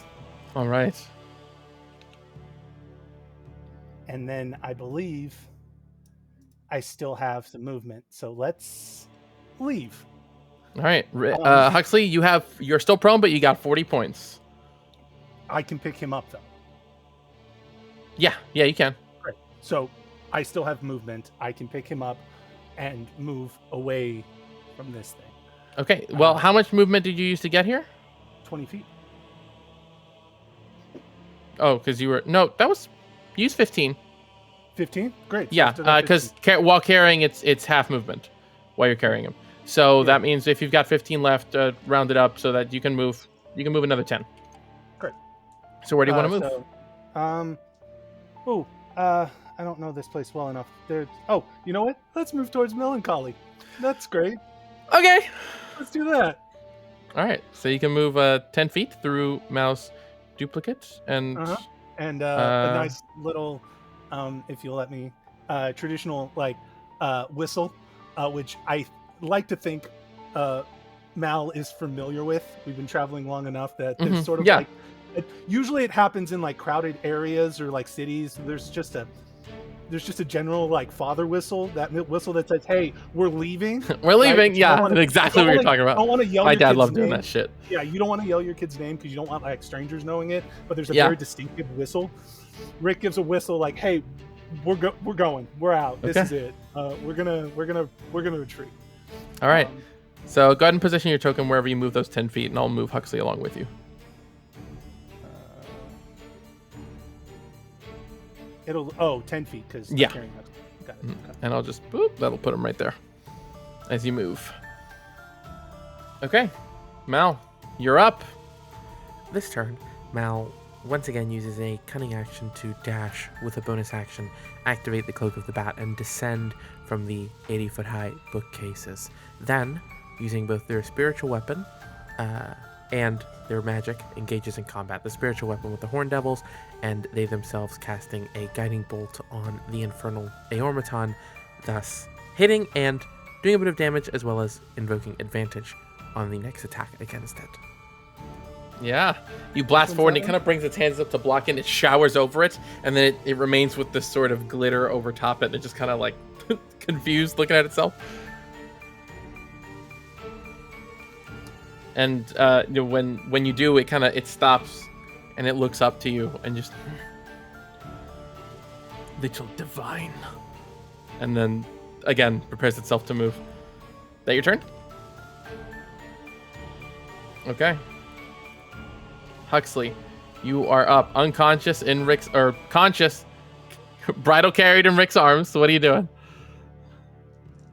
You can disembark if you so choose, but if you wish to remain in place. No, we're going, buddy. You're not going anywhere. You remember when you said you were proud of me? I feel like we need to have that conversation again. Get this out this year, and I still will be. And he gives like a little smile. Oh God. So I can teleport, but I can only teleport 2 people. And I don't particularly want to leave any of these people behind. That's fair. You should probably take Mal. Remember, Nimra also will be teleporting back and forth too.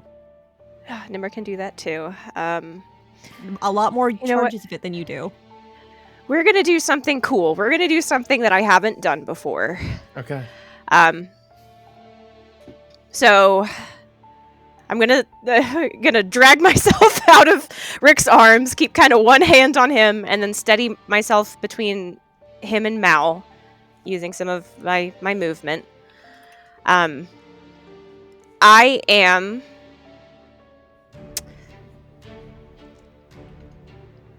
think this is how this works. I've never done this before.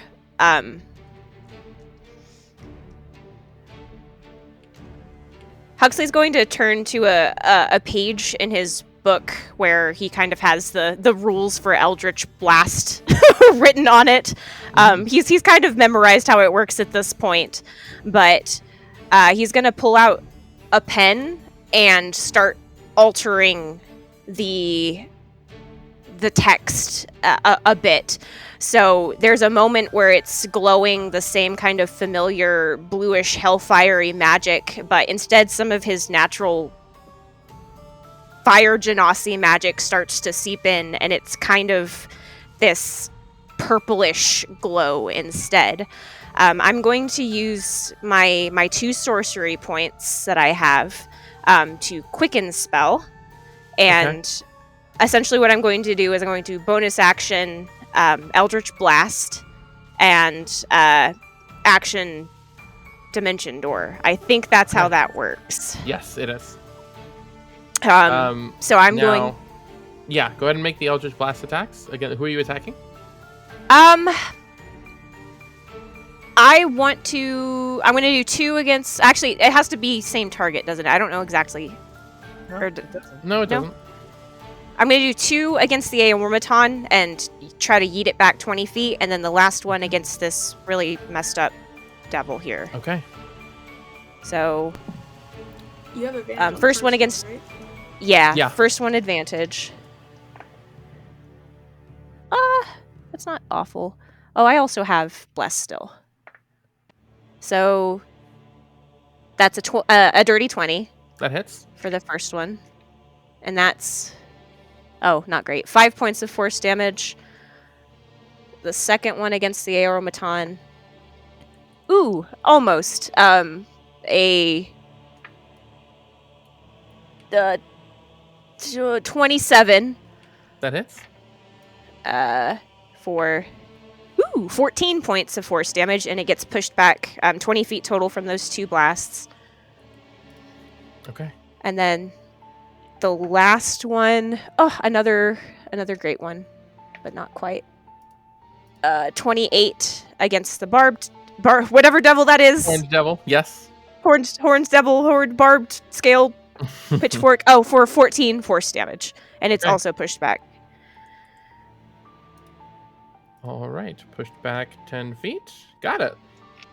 And then I will grab Mal by the shoulder and all right, let's go. And I will cast Dimension Door. Where are you going?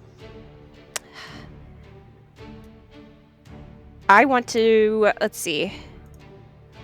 Would Mal be able to direct you towards where to go as somebody who was previously up high? You could tell them. You could tell Hux. Yeah, I would assume that they know where Nim and Seal went. All right. Then I will start heading towards that, or I will teleport us as far. I guess probably towards that door is basically where I'd be able to visualize best. Okay. The door where they disappeared through. So like just a nice little like hobbity, hellish hobbit hole appears behind them, and you just kind of. They trust fall back into it, and then pop back up. Okay. Right at that door.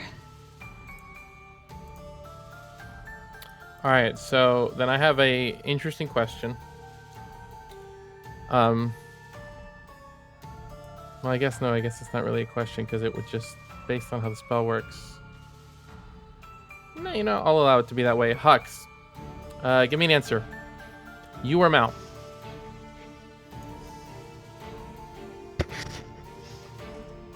Do I get any context? Well, you're teleporting. You're teleporting somewhere somebody else just teleported. Not necessarily. Seal already moved. You didn't move, did you, Nimra? Unless I'm wrong. When you first teleported in. No. Well, you moved me 5 feet, but... Oh, 5 feet. Never mind, you're good. I was going to say, one of you appeared in the same space as Nimra, and then you would have taken damage and popped back. But you didn't. Nimra moved 5 feet, so you're good. Oh my god. Okay, I was like, never mind. You both poof right behind Nimra, both of you. Huxley's just drenched in blood too. If it wasn't for that 5 feet, whoever you chose would have taken 46 and not teleported. Oh dear God. Okay. Just so you're aware. Anyways, you're good. So you pop in right behind them. Let me move your tokens and make note of where you two are. Oh, I love when the whole party moves off the map I made. Hey, it's gonna. Really There's so many of you. to do this combat? Hey, not listen. much of a choice. Listen. You've got mechanic John Wick over here. Look, I have never heard a dog before in my life. I wasn't talking about you. I was You're talking both about there. AV. Oh. I'm gonna kill you all. Yeah, didn't John Wick get upset because his dog died? Yes. Yeah, that was the whole plot. This guy's goldfish or something. And it wasn't us. I mean, it could be us actually.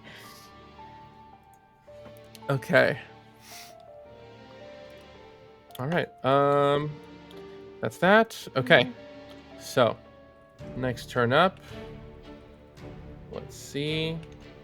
Will be okay. That's fine. Melancholy, who will just kind of seeing everybody just run away. Are we running? Are we okay? Yes, run. run. Okay, run. And she runs and uses her full movement and dash to run down into this random hallway. Off she goes. Next up, the 2 horned devils will move. Mal, how far can you get from your duplicate?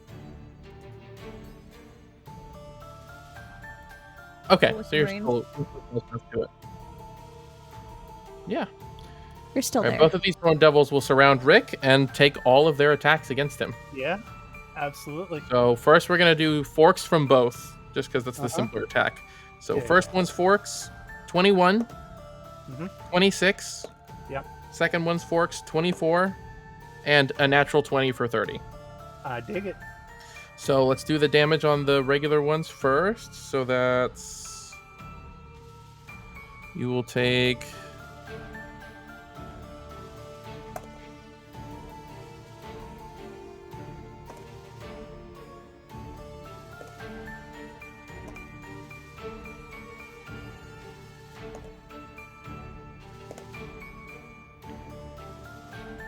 $41 reduced to 20. Okay. And then for the critical, you will take...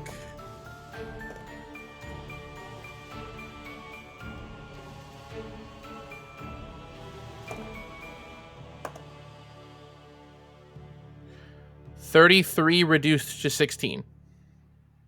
Okay. And then it will make its... each one will make their tail attack. So the first, that's a dirty 20. And a 22. You'll give me 2 Constitution saves. Sure. First one will do 14 reduced to 7 and 10 reduced to 5.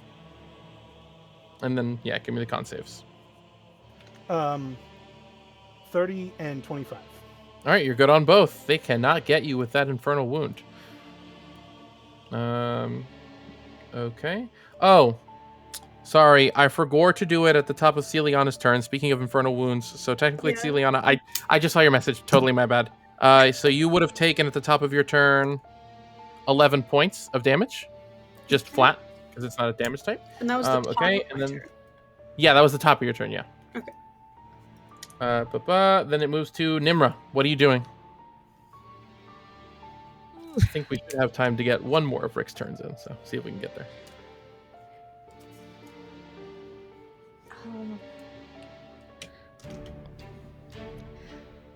Huxley, Mal, did everybody else make it out, or do I have to go back in one more time?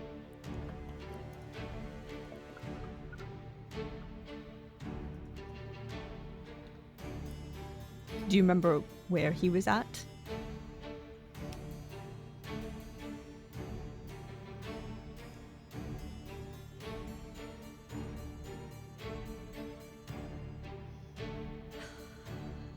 And Nimra's going to sigh and nod. Okay. Got 2 more tries for this. I can only hope that this will help. And Nimra is going to dimension door themselves to the front of the stacks. So I guess somewhere in this general area.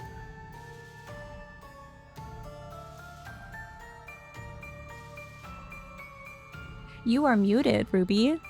Oh, okay. So just roll me a d6. 1 through 3, you're behind the Horn Devil. 4 through 6, you're on the opposite side of Rick, next to your big hand skull. Okay, that went out of... What was that? 1 through 3 behind the Horn Devil. 4 through 6 in front of Rick. That is a 5. Okay, so you will be in front of Rick. Let me... Oh, God. I click your token, and it gives me your vision, so I can't see where to put you. Put you right here. Okay. Yeah. And then for their bonus action, they're going to move that that gigantic hand as close to the... Oh, wait. Can I use a bardic inspiration with Big B's hand? To do what? Oh, to like grab? No, you are inspired. The hand is not. But it's my spell. It says whenever I'm doing it, I'm making an attack with it, but... How does the spell describe? So at least with this, so with anything, so for most things, I have to make a spell attack for it to hit, for example. It goes off of the athletics check for that, though.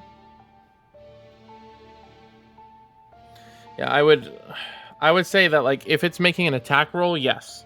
If it's trying to grapple, no. It can do it on attack roll because it's your attack roll, but it's the strength of the hand itself making it, so I'd say for it trying to make an ability check, no. Then I will do the other thing. I will move it directly in front of AV1. Okay. And Nimra will command it. So it takes up the full space. Mm-hmm. If the creature has a lower strength score equal to the hand strength score. And Nimra will command it to interpose itself between the creature and them. So, okay. It has to, the strength score has to be lower? Yeah. What's its strength score? If I recall correctly, 26. Okay, yeah, you're fine. So what is it's interposing? What does that do? It basically creates a barrier. It can't go through it. It can, but that space is difficult terrain. Gotcha. Okay. Understood. That your turn? The target can't move through the hand space if its strength score is less than or equal to the hand strength score. If the strength score is higher than the hand strength score, the target can move towards you through the hand space, but it is difficult terrain for the target. Okay. So it's impossible. It is impossible for that one specifically. Okay. And it's large, so it... Yeah. It would take up the whole space. Understood. Because how you drew this map. Yep. Okay, got it. All right. That is your turn? Not. Nimra is going to say to Rick, hold on. I'm going to get us out of here the next time that I can. Unless you want to pick me up and run. That would be... I don't... You shouldn't have come back. I am so confused. Okay. You can teleport us out of here. Yes, and Rick motions to the two horned devils as he's like gashed and wounded and shit. Okay, we'll hang on. Okay. Do I go before them? Oh, I do go before them. You go. Yeah. You go right after IAV1. Okay. Yeah. All right. Let's see if we can get you one more turn before you gotta go. Let's see. So first, you should have been out of here like 6 minutes ago. Ooh, okay. I'll do this quick. All right. 2 chain attacks from the Chain Devil against Celiana. Seal. That is a 25 to hit. No. Yep. 23 to hit. Yep. And a 11 to hit. Nope. So you take 12 slashing damage, reduced to 6, and you are grappled by its chain as it whips out and grabs onto you. Yes, you are currently grappled, so that's that. At the current distance that it's at. And that'll be its turn. Your turn. Great. What can I do when I'm grappled? Let me check for you. Also, at the top of your turn, you take 6 points of damage. Is that damage? Or is that... Yeah, it's just flat damage. It's your rage does not... Because, no, what I'm saying is, due to my blessing of the Raven Queen, I am resistant to all damage until the... it's until the start of my next turn. So I guess that does count. Yeah, so it's not a damage type, it just you lose hit points is how it's described. Yeah, that's why I was asking if that was damage. Yeah. Okay, what was that? When you're grappled, your speed is 0, so you can't move until you break the grapple. How much was the damage? The damage was 6. Oh. Wasn't that the other? That was the chain. No, that was the damage you took from the wound. Okay, so it's both. Okay. Sorry, continue. That's it. You can't move when you're grappled.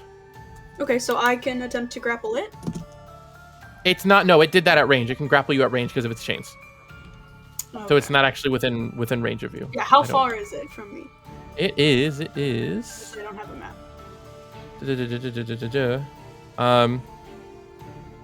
Oh, no, you can't hit it because its reach is 10 feet to do that. So your glaive is 10 feet, so you can hit it. So I can hit it, but I can't grapple it because I'm not in melee. Yes. Yeah.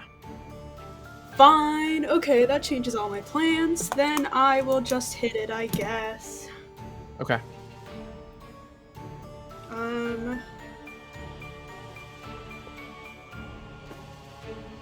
Yeah, I'll just hit. You're Okay. killing me. Okay, so that is 24 to hit. That hits.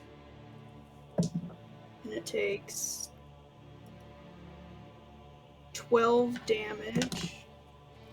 Okay. And I'll hit it a second time. Okay. That is a 27 to hit. Hits. And that is 18 damage. Okay. That's good. Next question is, Mhm. Can I Blessing of the Raven Queen out of the grapple? If it teleports you, yes. Great. Okay. I should have done You're that no at the longer beginning. grappled. But I guess Now you know. Now I know, but I can't do anything I planned. Okay.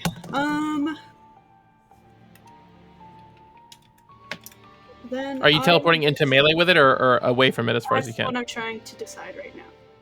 Okay. So it's in 10 feet of me, so I would be in range no matter what. Mhm. So I will just... No one else is around.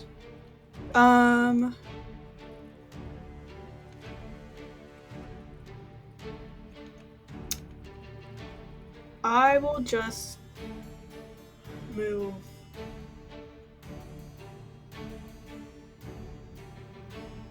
I'll get 20 feet from it. Back where I came from. Okay. Okay, got it. I assume you will not let me redo all of that, so I will just do that. Yeah, no, unfortunately. So, okay. That means one more thing, and then Rick gets one more turn, and then I know, AJ, you gotta go, so let's do this quick. All right, so first, you will see, as the hand comes up and sort of blocks it, and you see IAV1 trying to get around it, it sort of looks, its head kind of looks up, and you might notice along the bottom, its feet kind of expand, and it runs, and it uses its climb speed to climb on the bookshelf around the hand.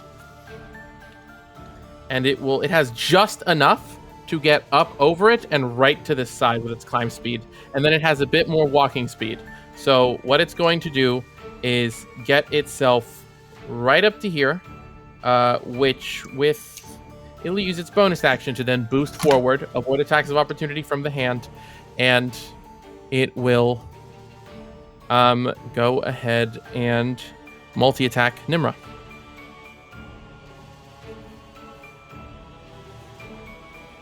So Nimra, that is a 14.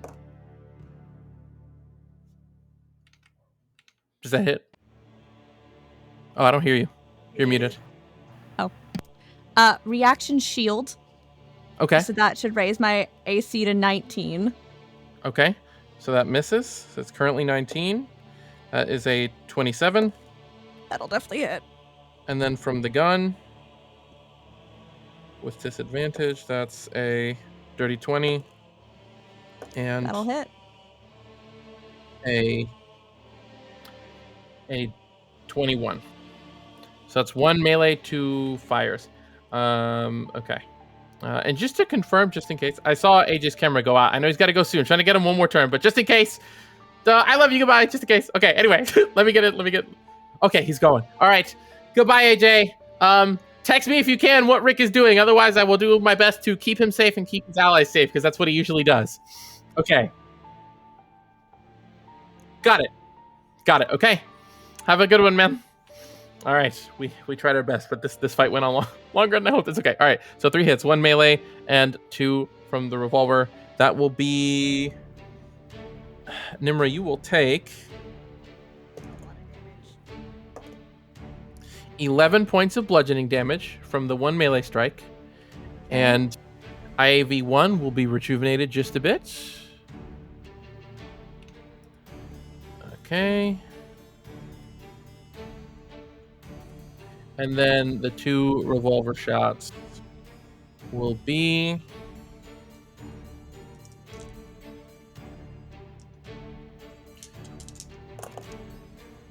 ooh.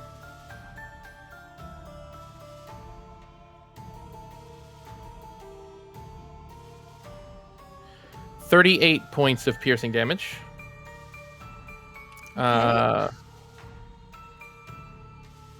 Those will be it. That will be its action. It used its bonus action. And okay, that will end its turn. Now, AJ said he was telling you what he was doing, or did I assume that he is doing what I thought. So so at least to my knowledge, what he wanted to do was to, or at least what I had asked, so I assume he's okay with it, he is going to pick Nimra up, who now has many more holes in them than they did previously, and get the fuck out of dodge. Okay, so he wants to pick up and then just full movement dash. Understood. Yes. All right. If that's what he's doing, then I guess if he doesn't answer, then I'll have you decide. He can either dash and take attacks of opportunity, or disengage and only get half as far. Which in this case, because it costs double movement to move with you, that would be he can either get 30 feet and take attacks of opportunity, or 15 feet and not take them. Man, I don't know what his health is at, so. That's fair. I'll tell you. He's I don't know if I can make this gamble or not for him.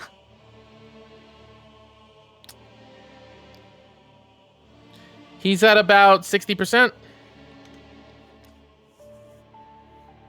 All right. Okay. And he has resistance to all damage except psychic while he's raging, so. I'll take that bet. Let's move full movement. All right. So then I'm assuming you want him to move towards where the others are. So then he will grab you and move. Let's see. Here we go. And move you up to here. And take 2 attacks of opportunity. Or he was here. Yeah, so that's fine. You will take an attack of opportunity from V1, though, since you're moving out of his range. So from the Horned Devils, they will just make their fork attacks. So against Rick, that's a 17 and a 19, which just hits on both. So they will do to Rick.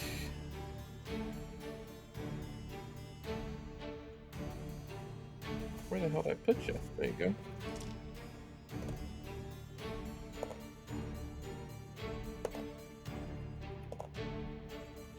$27 reduced to. What the hell's half of? I'm dumb. What the hell's half of 26? 13. He takes 13 damage.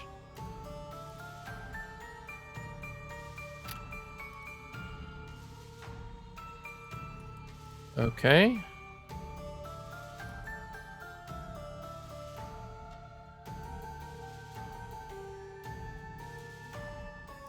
Nims does still have shield up, so it is still 19 AC. Got it. Okay. So then AV1 will make... it can use its melee attacks to make an attack of opportunity, so it will use its chainsaw to do so. Yep, Nimra's going down after this. So it's a 19 is your AC. It just gets normal, which means, let's see.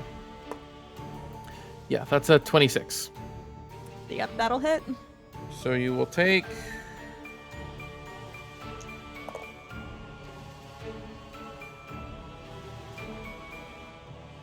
19 points of bludgeoning damage. And your blood will spatter upon him, rejuvenating him just a bit more. heal up. Okay. And at the end of Rick's turn, as he moves, he will take two legendary actions to fan the hammer and fire on after you guys. And you see as you run and as he does, mage, and we'll just pump. We'll pump all 6 into you, Nimra. Oh, okay. Yeah. Bye, Nimra. So let's see. Not at disadvantage, not at advantage because you have moved away. So first, a 29. That'll hit. A 14. That won't hit. A 12. That will not hit. A dirty 20. That'll hit. 2 hits, I believe. Mm-hmm. I have 2 more to roll. A natural 20. That'll hit. And a 24. That'll hit. So 3 regs and a crit. Crit was the third how much attack. Damage you do, I think Nimra might disintegrate. So crit was the third attack. So we'll go. And actually, yeah, well, I'll do that after the fact. So first up,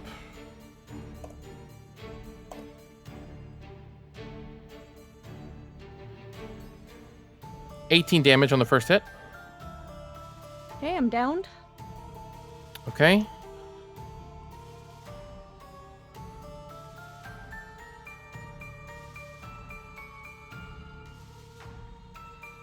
And so that means, okay, so if we went down on the first, then, well, I still need to roll the damage for that. Okay, so then you will take...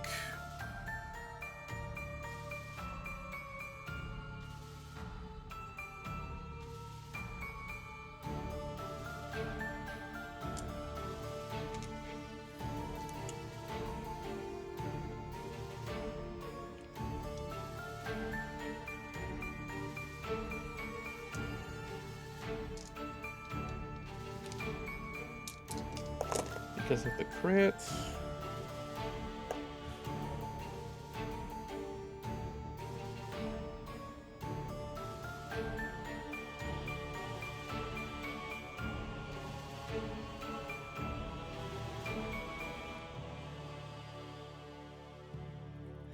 Now, Nimra, how much damage do you need to take once hitting 0 to die instantly? 71 points of damage. You live with 1. It did 70 damage. But it is 3 attacks, and they're ranged that hit. So as it stands back and just unloads 6 shots, where are you at as they hit you? And I'm in Rick's arms at this each point. Yeah, I'm saying mentally, as your life starts to leave you. Nimra is hanging on. And all they can think right now is that they should have maybe called for help beforehand.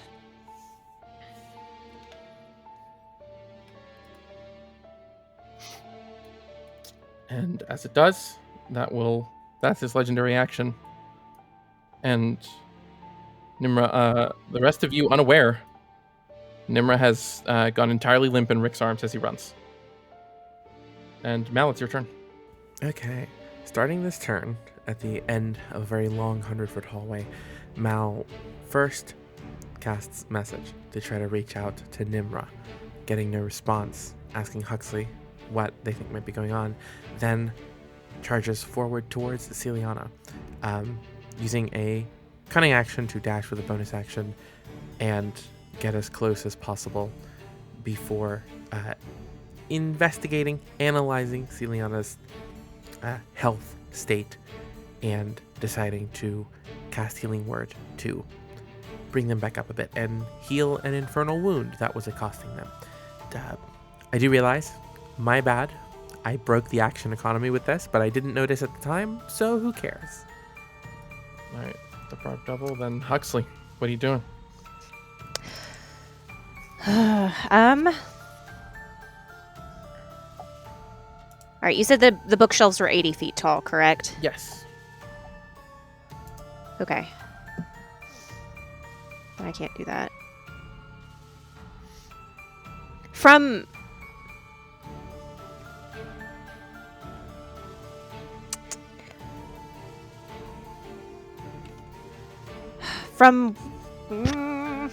gosh. It is very hard to do what my character would do and not what I want to do.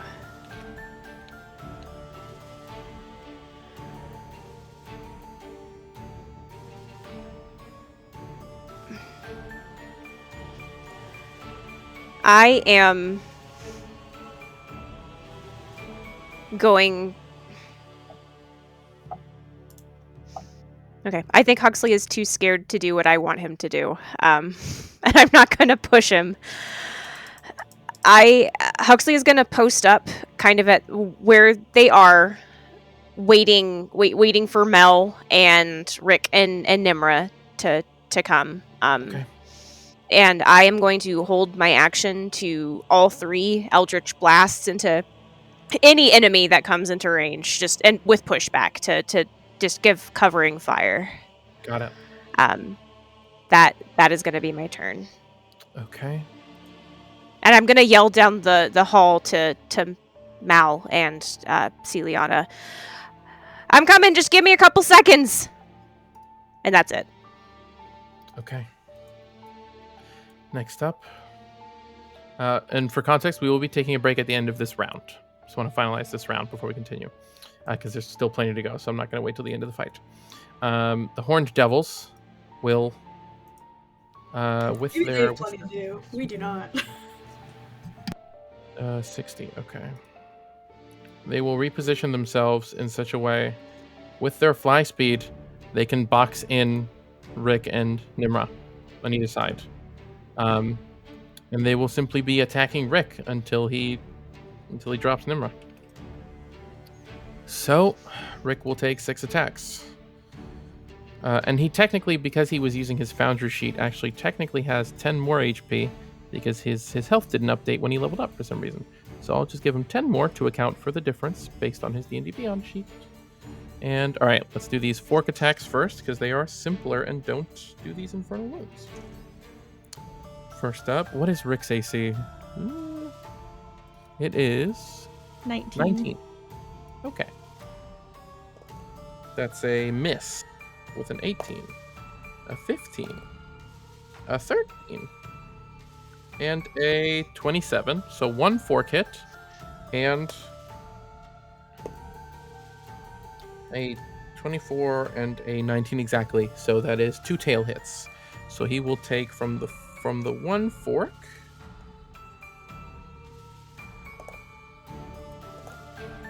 $16 reduced to 8.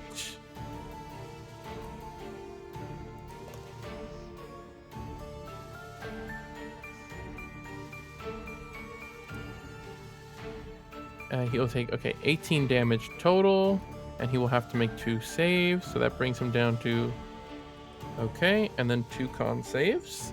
His constitution save is ridiculously high, so I'm sure he'll be fine. Actually, what does he even have to get to fail this?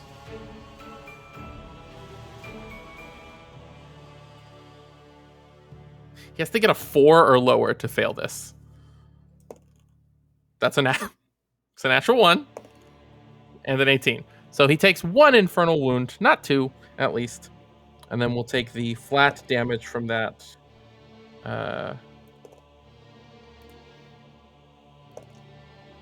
That's cocked. He will take 12 more damage from that, and then 3d6 at the top of each turn. Rick is not looking great. He has that infernal wound, which is unfortunately not reduced by rage. That's that.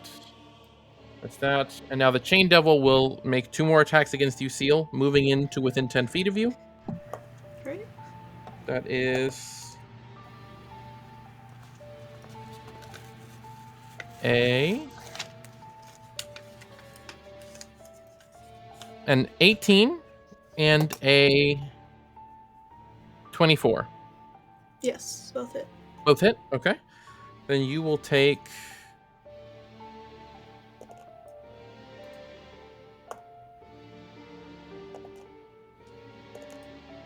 $19 reduced to 9 because of your resistance, and you are grappled again. And then it's your turn. Oh, wait. Before you go, now we'll take a break because it's the top of the round again. So we're going to go ahead and take a break. I will be back in... I'm just going to go grab some stuff. I will be back. Let's say I want to get us back started no later than 20 minutes from now. So take your time, but within 20 minutes, be back so we can keep it going. Okay, I'll be right back.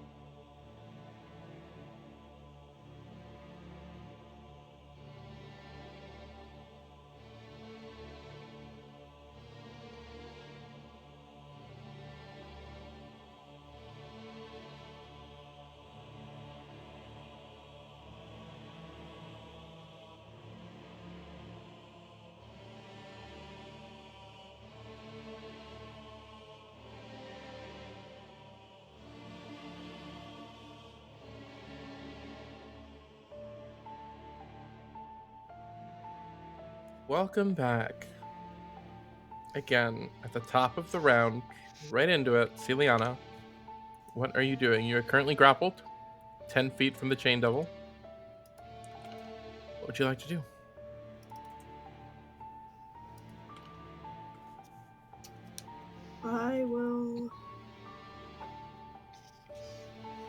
I'll just attack it. Okay.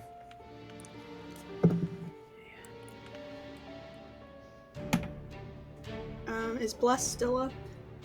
It doesn't really matter. That's a 17 or no, 27 to hit. Okay. In that case, I will actually, just to confirm, Mal, since we realized you couldn't have them both, which would you rather keep, Duplicity or Bless? Okay, got it. So yeah, Bless is still up. But yeah, 27 hits. Okay. That is 10 slashing. Okay. And that one is... Bless is still up. Okay. That's just a 15 to hit. It just misses. Great.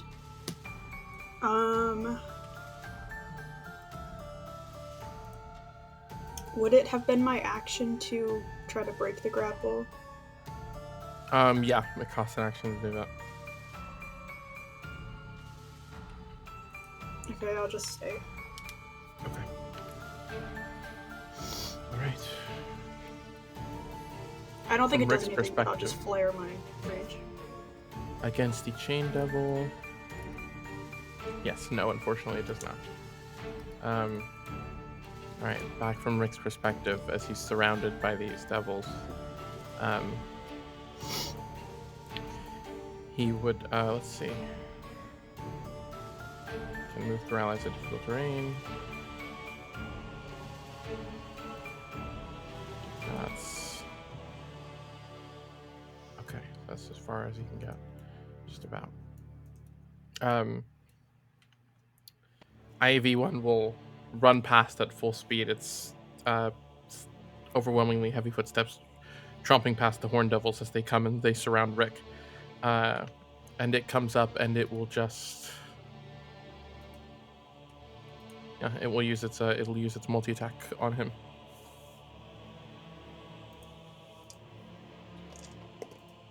That's a 19 that hits. A 27. Dirty 20. 22.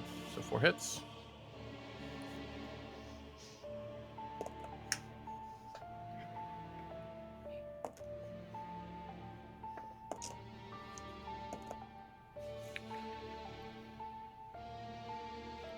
So bad at math. Okay. Rick will take 14 points of damage after his resistances. Okay, and AV1 will get back. Okay, no, that's not what I said. There you go.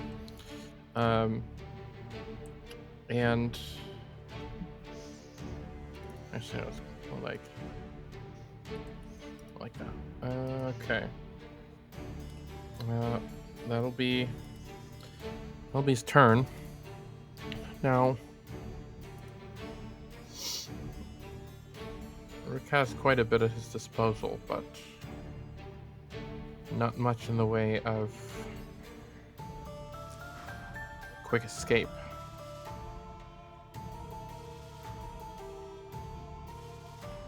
So,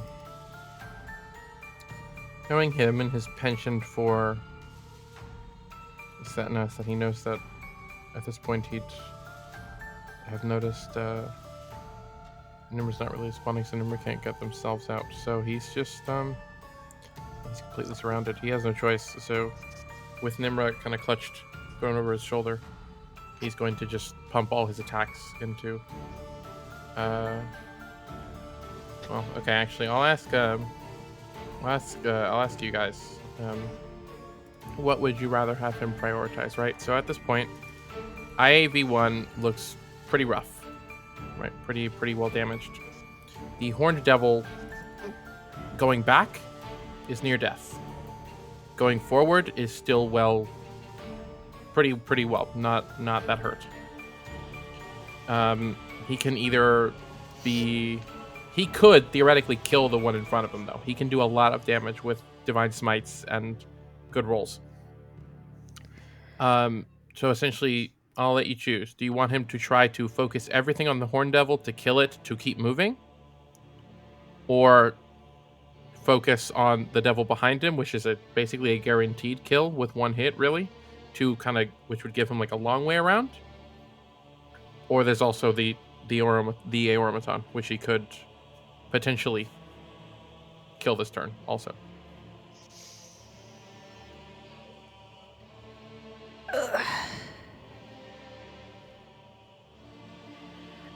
I feel like Rick would probably assess the automaton as the biggest threat, especially since it just downed Nimra. For sure. But I don't know. My only question is whether he would be more concerned with getting himself and Nimra out, because he knows about healing magic.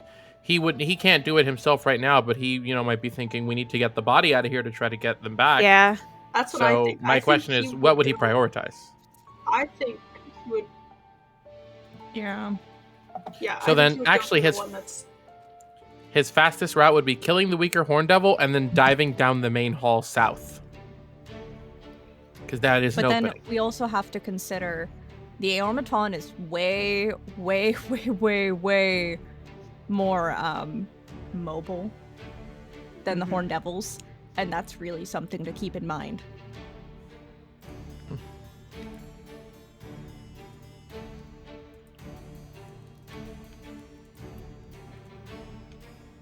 He can do at least one attack into the Horned Devil to clear the way. He has two. And in one attack with enough pumping into it and luck, he could do a lot of damage to both of them. So I can do one and one, or... How is this set up? Is he flanked? So he is basically boxed in. Above him is the automaton and the bookshelves blocking his way. South is a wall. To the right is the very weak Horned Devil and his exit from the hall you came in through. And to his left is the Horned Devil that's still mostly intact and leads towards you guys.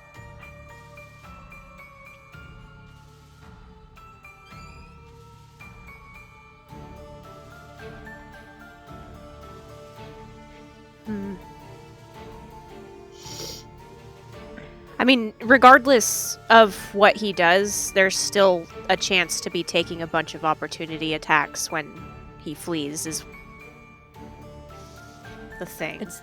It's a matter of which are the more dangerous opportunity attacks and which ones have the higher potential, or at least for following as well.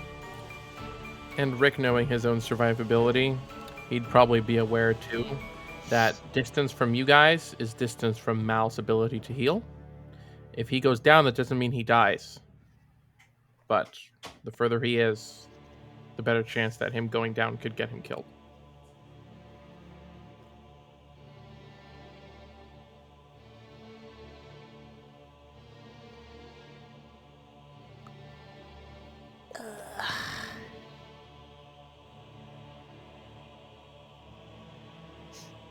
Should we roll for it? I personally don't feel comfortable making this very important decision. I'll ask then, do you want to roll for like each of his attacks? Or do you just want to roll for who he attacks in general? Because, I mean, if he attacks... Yeah, because if he attacks one and he kills it in one hit, then you can just roll again for the other attack or decide what to do with it. So, okay, I guess we'll make it simple. 1 or 2, he attacks Horned Devil to his left, the one that's still got health. 3 or 4, he attacks the automaton. 5 or 6, he attacks the weaker Horned Devil to his right, which leads towards the main hall to the exit. So, whoever wants to roll. I've been rolling like shit tonight.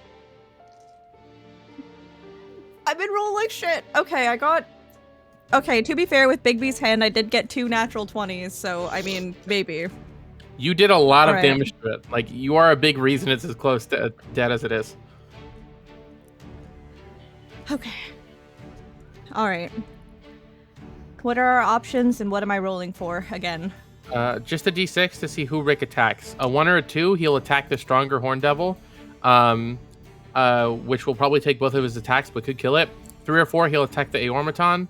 5 or 6, he'll attack the weaker Horn Devil, which will open up a route to keep going, and could still leave him with a free attack. Again, you're free to choose, but if you want to roll, that's how I'll lay it out. The 6. Okay. So we'll start with 1 attack.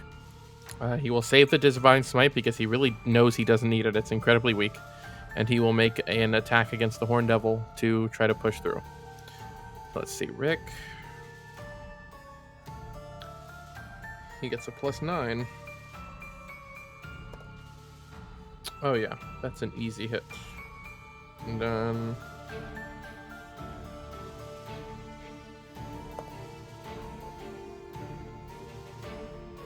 almost max damage. And he gets...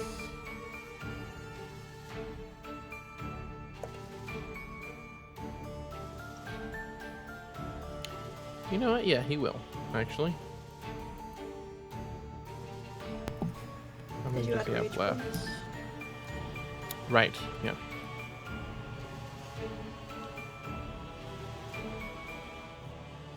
He has... Okay, so actually no, he will save that, but with that he does... How much health does it have left? Exactly enough to kill it in 1 hit. So the devil dies. Clears his way. He has 1 more attack and whatever else he can do. If you guys want, he can make an attack against the automaton or the stronger devil. But this is an extra attack. It's not an action, so he can't do anything else but attack with it. So I figured he might as well use it. And I figured he'd go for the one that just killed him. So he's gonna go for the automaton. Fucker. Okay. Okay, that's a hit. He will pump that into it.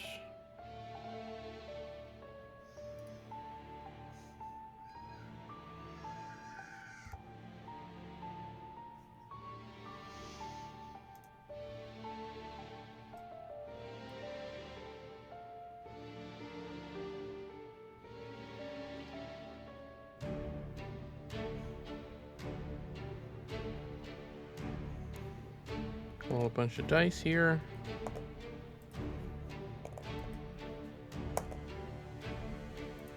Okay. All right. It is just barely holding on. It can't take another hit. All right. So, now he has his movement. He can't disengage, which risks 2 attacks of opportunity. He has 24 HP left. So, and as a bonus action, he used 40 points of his Lay on Hands. Lay on Hands is an action, though. I think. Yeah, it is. And he used all of it anyway to bring Huxley back. So, he has a bonus action spell. No, he does not. So he can run. I'm presuming he would because he's going to get attacked either way. He could potentially take less attacks by running. So he's going to run. And they're going to take each 1 attack of opportunity. The fork from the Horn Devil. Trying to hit a 19. That's a 15. Miss. And IV1 will swing up with an unarmed strike. It's a dirty 20. That's a hit. It's 1, which will do. See if it rolls low. Okay.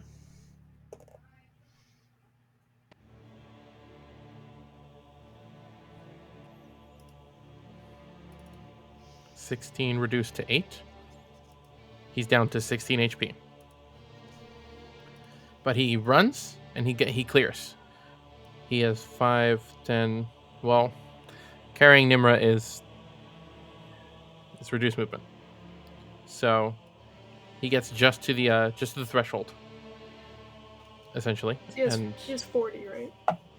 Yeah. He has 40. Okay, so then he can. He gets just to. So I assume.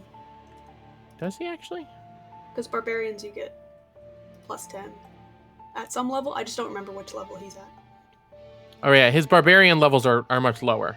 Yeah. Because he's multi-class. So no, he has 30 feet. Okay. And put him here. Okay, so then. Okay, that's his turn. He's just gonna pump everything into his movement next.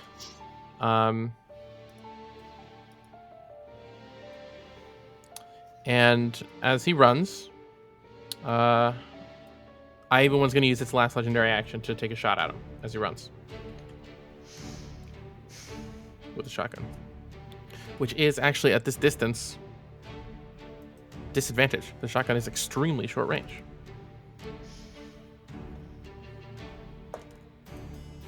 It's probably a miss. That's a miss. For a 12. So he doesn't hit him. Mal, you are up. Currently, you find yourself... Where did I put it? You are 60 feet down the hall. Seal is 40 feet away. And you can see that she is wrapped in chains and kind of swinging at something just out of view. Huxley's 60 feet back from you, seemingly standing waiting for the others to come. And Nimra and Rick have not returned, and you have no idea where Mel is either. This turn, Mal closes the distance between themselves and Celiana and Melancholy, and engages with the chain double that currently has Celiana all wrapped up. They use a guiding bolt, hit, do their damage, and impose advantage on the next strike against it, nearly killing it, then backing up a bit, harness their divine power, which is an ability they can use to trade a use of channel divinity to regain a spell slot, and they do so, get a bit of that magic back in preparation for their next turn. Huxley, you're up. Gosh. Okay, so six-ish seconds have passed. Nobody has popped up around the corner, friend or foe. There's still gunshots ringing out and battle. So something has gone very, very wrong. Presumably something's still standing because guns are still being shot. Yeah, so something is very wrong. Huxley is terrified. He's going to kind of mess with the replacement wedding band that Rick made for him after he lost his, and kind of futz around for a second or two, having a little bit of trouble breathing, and gonna tell himself, if I can't fight here, I'm not gonna be able to fight in the hills. So, all right, here we go. I am going to use my last spell slot, and I'm going to cast Far Step on myself. Okay. Which lets me teleport up to 60 feet as a bonus action. I think it's 60 feet. Where'd you go, friend? Far Step. Yeah, 60 feet as a bonus action for up to 1 minute concentration. Okay. And kind of the best area I think I can get line of sight. Is it a spot I can see? It is a spot I can see. I am going to teleport probably right about there as my bonus action. Right. Oh, I just did it. Okay. Are you pinging? Because I don't. Oh, I see your. Okay, I see your cursor. Yeah, I just moved, which does not help me very much. Did you? Oh, you're over there. Oh, I see. Okay. Yeah, sorry, I just booped myself. Gotcha. I was waiting for you to be down there, and I was like, oh wait, there you are. Yeah, I think I have to see the space. It's not. Yeah. Occupates you, yeah, and that was the furthest I could see from where I was. At least from where you are, you can see. Nimra and Rick's arms around Nimra as he's rushing this way. Okay. Let me see. I got 30 feet of movement. We'll see if that changes perspective at all. We'll get right about there. A little bit. You can see Rick. You can see Rick carrying Nimra. Nimra is full of holes and bleeding badly and completely limp as Rick also looks near about to collapse. Shit. Okay. That did not get me where I was hoping it would get me.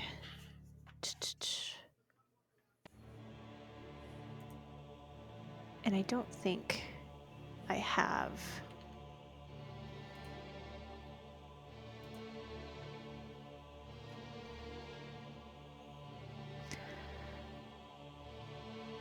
Yeah, none of these things will help at all.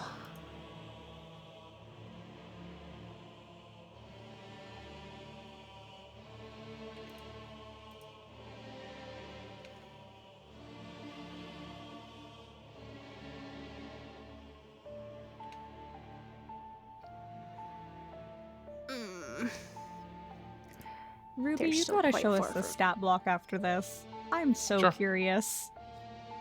I'll think about it. Oh. Let's see.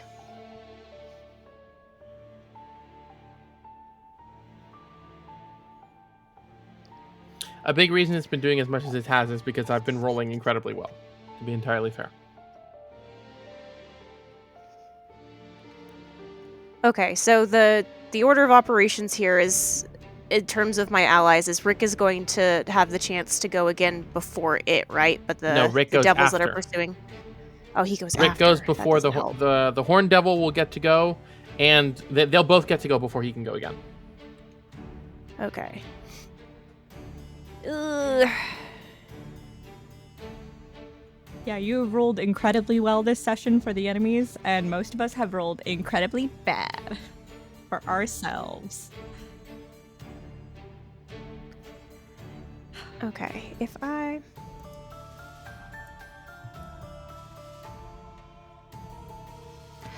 Ah! Ruby, why did you do this to us? It's okay. Let it out. Yell at me. It's okay. No, it's fine. I'm not yelling. I'm just stressed. I'm not angry at you. I love you very much. I'm angry at myself. We're gonna... Damn it. Okay. I've got stuff I can do. It just has to wait until next round, and I don't know if they're gonna last another round. So, okay. I'm gonna dash, and I'm gonna duck into. We're just gonna see what happens. See what I can see. I'm just gonna go 5 feet at a time too, because I tend to jump the gun. That's Maybe. fine. Hello. 5, 10, 15, 20. Well, that's Mal's spiritual weapon too. It's been there the whole time. Oh wow. Forgot about 25. that.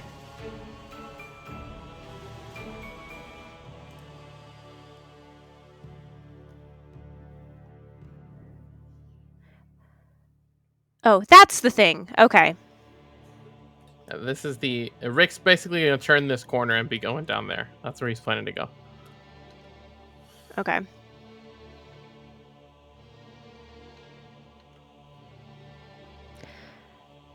Then I use 25 feet of movement. I'm gonna move back one more.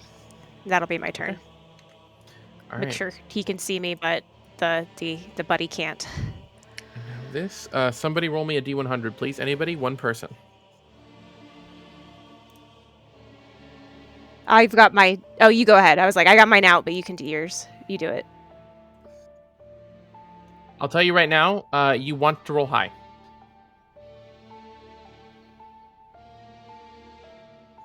Okay. Got it. Okay. Now... Mel's turn. She's gonna do this. Come on, melancholy from the top row. So, right, that's that. And then at the seal, you see barreling around the corner at the end. So where you were at, it's another 100 feet down. And you see right around the corner, just completely fucked up, covered in wounds and barbs sticking out of her skin, is Mel running for her life around the corner. So, I'm okay. I'm good. I'm fine. I'm not good. I'm fine. This sucks. And is just running in your direction. Now the horned devil will go. And, well, none of you are in range to see what happens, but...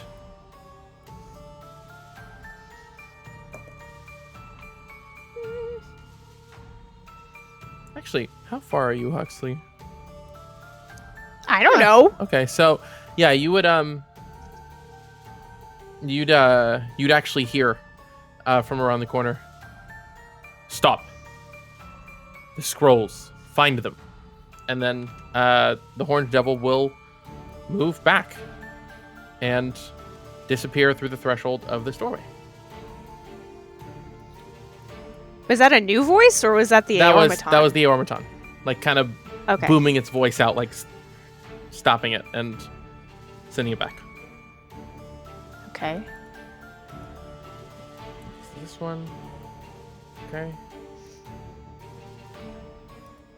And then the chain devil will make a chain attack against Seal and a chain attack against Mal to attempt to grapple them as well. So Seal up first. That's a 24 to hit, and Mal, that is a 17 to hit. Okay. Can't uncanny dodge or anything?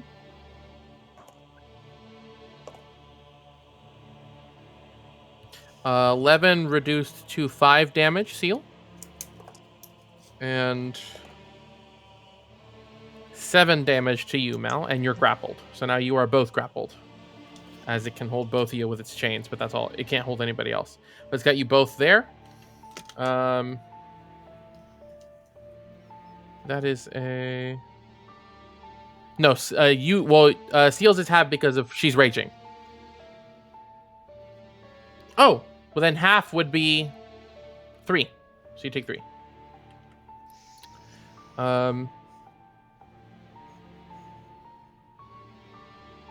And then it will look to, it'll kind of shoot a glance at actually no, it won't do that because there's no point in doing that. Okay, so it's not going to do that. Celiana, you are up. Okay. And for what it's worth, the devil looks pretty close to death, so you know that killing it would break the grapple, obviously. So I'm going to ask first, is writing in the book an action? No, I gave it as a free action to Mal. It would be a free action to you. Great. Then before my turn even starts, or before I start attacking, I'm just gonna open up the book and write, these books were supposed to be safe. And then I will throw it aside and attack. Okay. And of course that was at Haster. Just to everybody else. Hey, by the way, guys, in case you didn't realize, By the way, things suck right now. So that is a 24. That hits. I believe in you. Big number of damage. It was not, but at least I add a bunch. That's a 10. Okay. Almost out. And I guess I'll hit it again.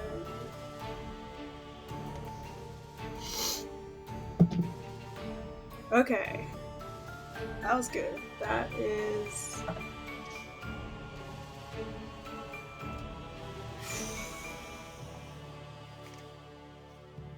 $31 to hit. Yeah, that hits. Sorry, that was really important to me to add that up. Of course. No, you're good. Feels good to get a big number. And that is 16. It's dead. It had 13 left. You kill it, the chains dissipate, it just and then vaporizes into the air as it is sent back to the hells and frees the two of you. Great. I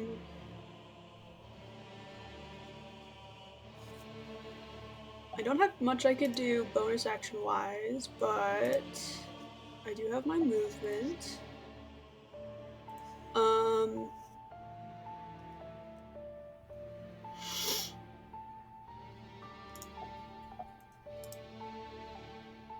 So we don't see anything else at the moment. Like, we just see this hallway and there's no one else in it other than us three.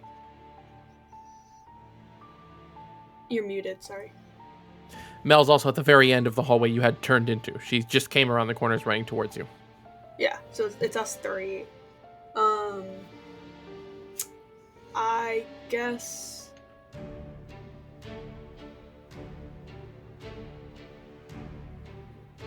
I don't know what's going on over there, but I know other people of ours are over there. I don't know if Mel killed the other devil. And she was put on this path to hunt down the devils, and she does not know that Nimra is dead.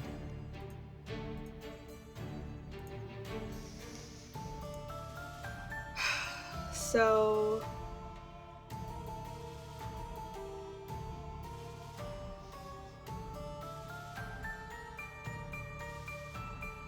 I think she would go after... try to, like, book it to get to wherever that other... or at least get up to Melancholy to ask if she killed it. Okay, so you can get your full 40. So that will be another 60 to reach her from where you are.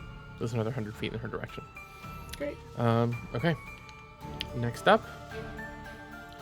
Now, Huxley, is when you actually see as it comes into view and just kind of walking by will bring in and will rush up and make 2 unarmed attacks against Rick.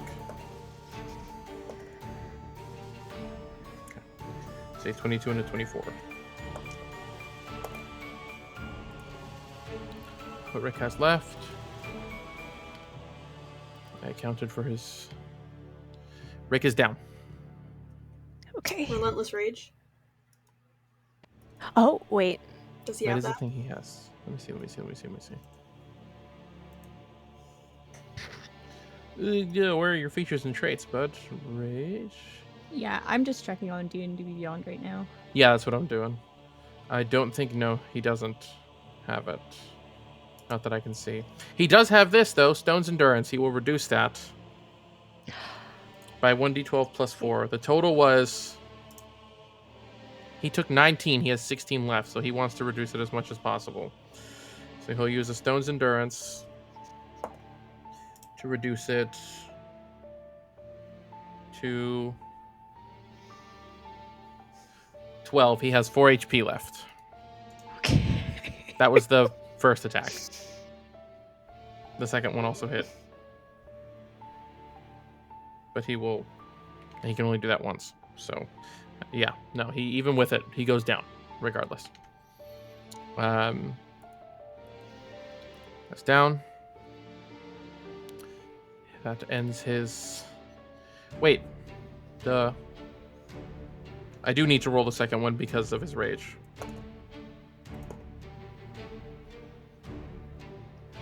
And the Stone's Endurance. Okay. No, yeah. Okay. He still goes down. Barely, but he goes down. Ends rage. But he still has Bless, so advantage on death saves. And, okay. And then you see as he falls. And he falls forward and Nimra kind of rolls out of his arms. And then just, they're both kind of there. Rick is out. Still breathing, but Nimra lays there on the ground. IV1 will then kind of walk forward. You can't tell whether it just didn't see you or isn't paying attention to you, Hux. We see kind of stops around puts his foot on Nimra's chest and kind of grabs hold of their arm. And seems intent on starting to pull. But it can't give up its attacks for that, so it's not doing its other 2 attacks, but it is clearly intending to do something here. And that is, it thinks it's alone right now. It doesn't even know you're there, so that's its turn. Now, who with plus a d4, somebody needs to roll me a death save for Rick. We'll do this publicly. Who's been rolling the best? I can also do it for you since I've been rolling so well if you want me to do it.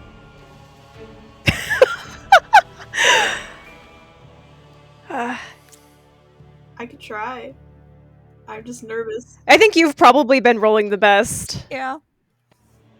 I haven't rolled terribly this time, but... Go for it, Seal. D20 plus 4.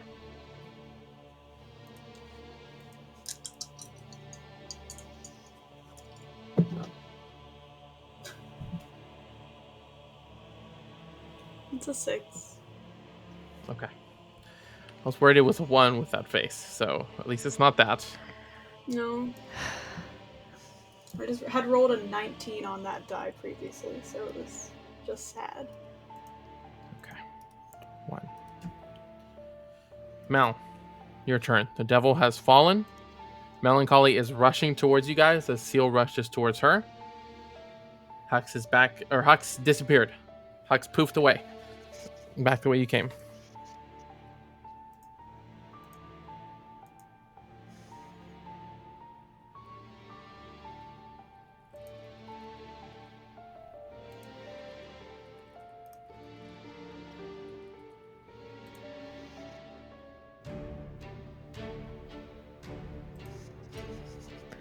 To where?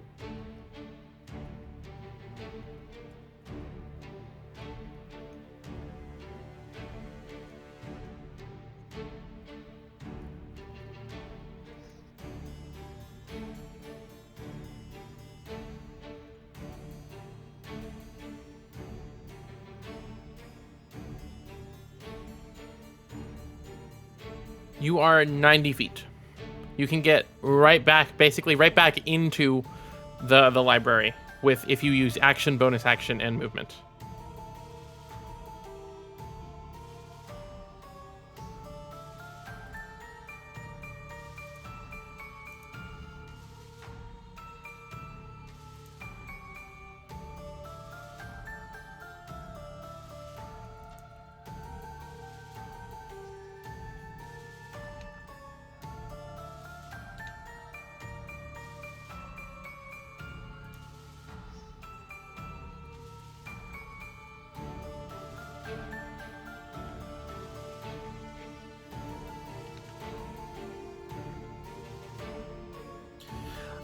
I don't feel too good. I'm not doing great. It's a lot of things sticking out of my skin. This is not great. Not good.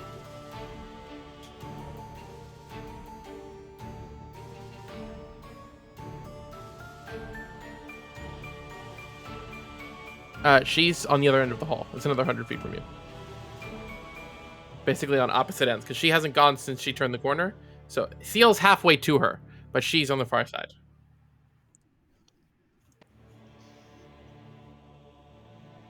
Okay. Okay. Yeah, with action and bonus action, you can get up to 40 feet away from her.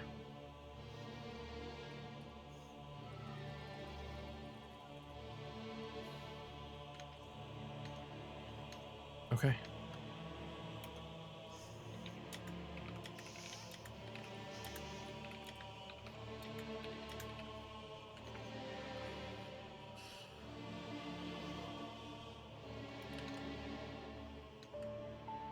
Six plus 7, 13. Oh. What it... 6 plus 3. Okay, there you go. Okay, thank you. That your turn? All right. Next up, that's a save from this one. Okay.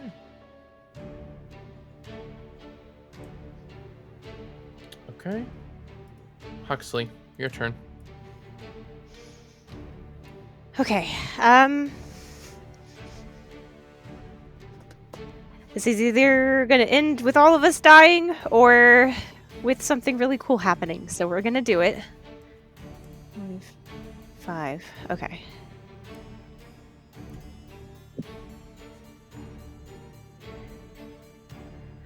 Okay. I'm going to use my movement to move. And then I'm just going to lay all 3 Eldritch Blasts with pushback into this guy. Okay. And try to get him away from Nimra and Rick. Okay. Okay. And we still have Blessed, right? Yeah. Okay. I don't know which one to use. I couldn't find my chicken dice. Let's go. Oh, okay. Okay. Okay, that one's good. 1 second. That's I think that one's gonna hit, but we're gonna roll that anyway. That's 28. That hits. First blast does 9 damage and 10 feet of pushback. Come on. Actually, no, we're gonna use this one. 16.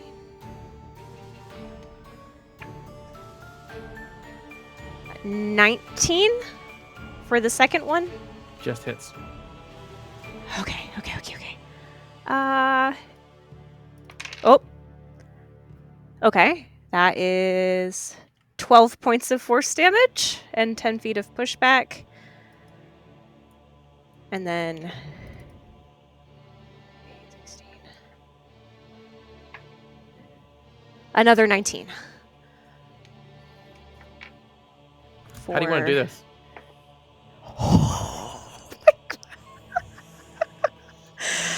Oh, thank God.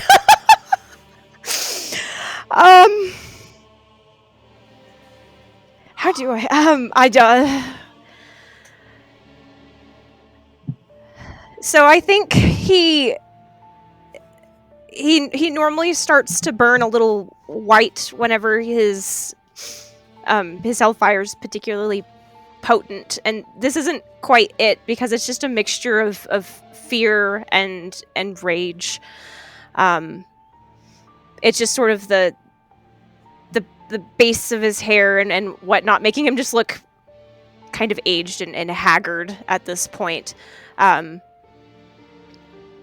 The first 2 are just really, really shaky, kind of explode off of it, and the third one's also quite erratic, and I don't think he realizes that it's quite dead, and is just pumping as much as he can into it over and over and over and over again, until there's just nothing left, and he's just standing there, just fire and brimstone just kind of burning around him from where his emotions have started to get a little bit too much for him. And I guess I have that feature. I don't know if it has to... Does it have to be a living creature? Does this count as a living creature? Yes. Unless it specifies constructs. Where did it go? Where's my... Mac, it did. Okay, cool. There was the pause. If it had a free action, well, you can guess. Yeah. Oh. Okay, it just says hostile creature. So essentially what happens is whatever life essence is in this creature, as it is reduced to 0 hit points, he just sucks sort of whatever essence is left from it and uses it to heal his own wounds. Okay. And I gain 16 temporary hit points from its demise. So, as you let off the Eldritch Blasts, one and another and tear it apart, the one strikes and blows it back, and the other sends chunks careening off of it. Its neck piece kind of snaps and its head sort of dangles at the side. A hand is blown off, a chunk of it blows out, and it falls kind of down to the ground. and it's kind of like crawling up, and you see it's reaching for the gun still to pull on you. And as you come up and you sort of pump the last thing into it, it looks up at you before it blows to pieces, and you hear 1,000 screams rock through your mind as its essence pulls and enters you. Its body shatters to pieces, and spinning like a top in the center and then coming to a rest is it's like a, what you can only describe as a core to whatever this thing is, coming to a stop as your turn ends, as you heal. I will use my bonus action to teleport directly next to Rick and Nimra. Okay. With my my spell. All right. Then up at the top. Okay. All right. As she moves forward, she closes the distance another 30 feet. Mel's 10 feet from Mal and 30 feet from Seal, and just we gotta keep moving. Well, bonus action, healing word, Celiana, who looks really rough, and then we'll just dash. There's more of them behind me, and I'm gonna fucking die. And keeps moving, so is now next to Seal, but Seal, you will heal. She will. Ooh, oh gosh, I am throwing my camera all over the place. You will heal for. She's gonna do that at 3rd level. Where's my D4? There you are.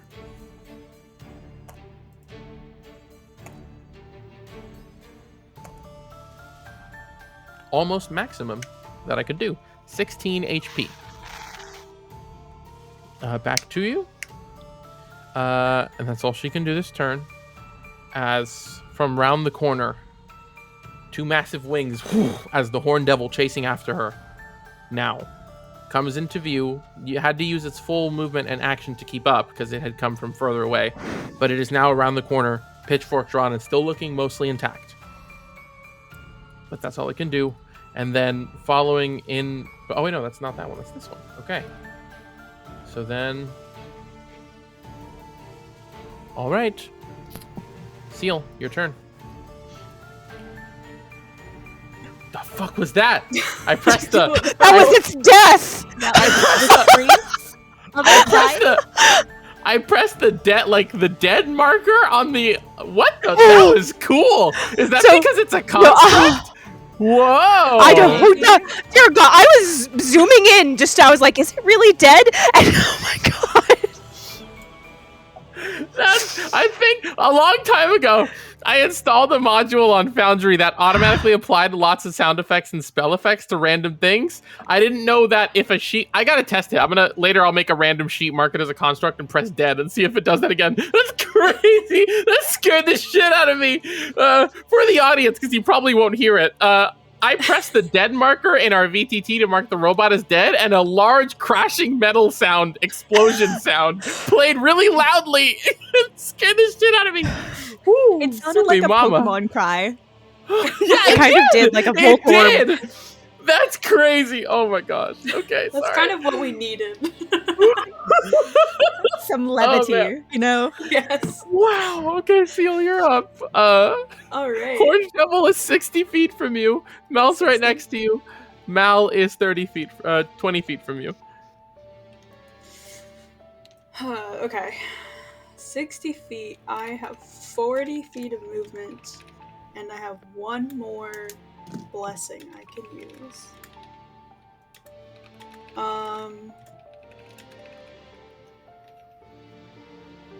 It's charging this direction.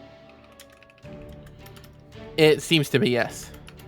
Okay, so if I run up 40 feet and like hold my action to attack, do I still get both attacks, or is that just one?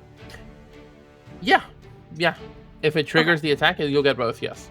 Okay, great. Then I will do that. I will just run up 40 feet as far as I can get and wait for it to come in 10 feet of me, and I will attack it twice. Okay. All right. Then, next up, I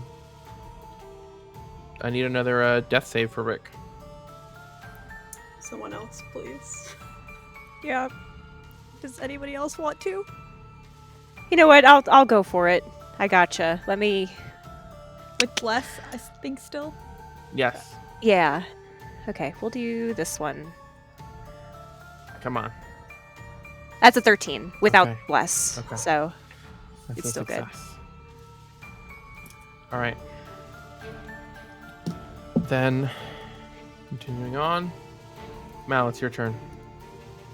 Still no response on that SOS. No. Okay, this turn is a bit not great. See, Reese's notes on it, blink. Audio obviously lost, and my responses to their actions taken on this turn did not really clue me into anything. All I know is they cast a spell that invoked a dexterity save, which the devil passed with a 15, which is Mal's spell save DC. So whatever they did, it was diminished. I'm sorry. I think that's the best I have for this turn, unfortunately. So then the barbed devil will move up and will take both attacks from Seal as it moves forward. So go ahead and do them. And Hex does what to it?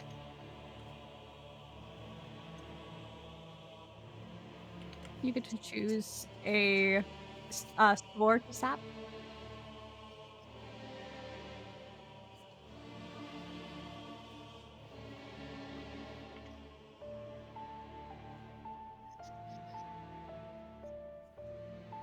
Okay.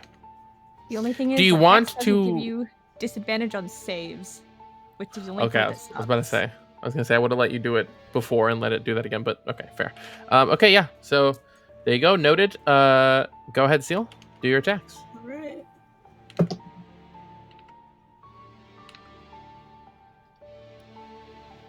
Okay. Cool.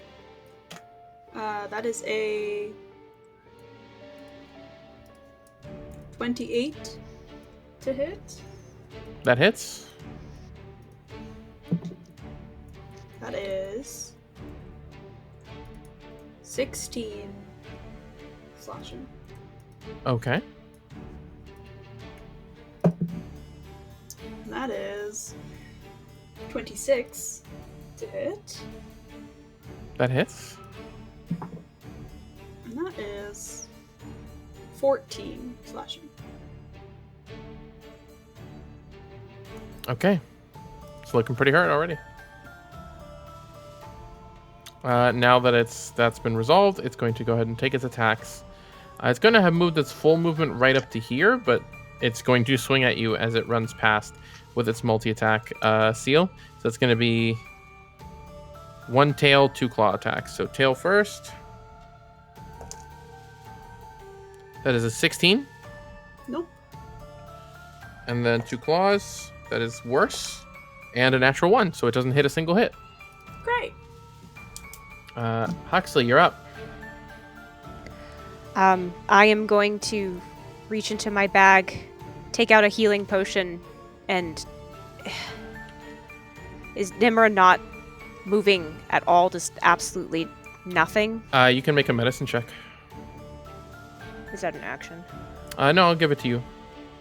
As Okay. You're not proficient, are you? I am. Then I'll give it to you as a reaction. Okay. I work in the medical field, says Huxley. Not as an actual doctor, but that's a 17. Nimra's dead. You can tell. Dear God.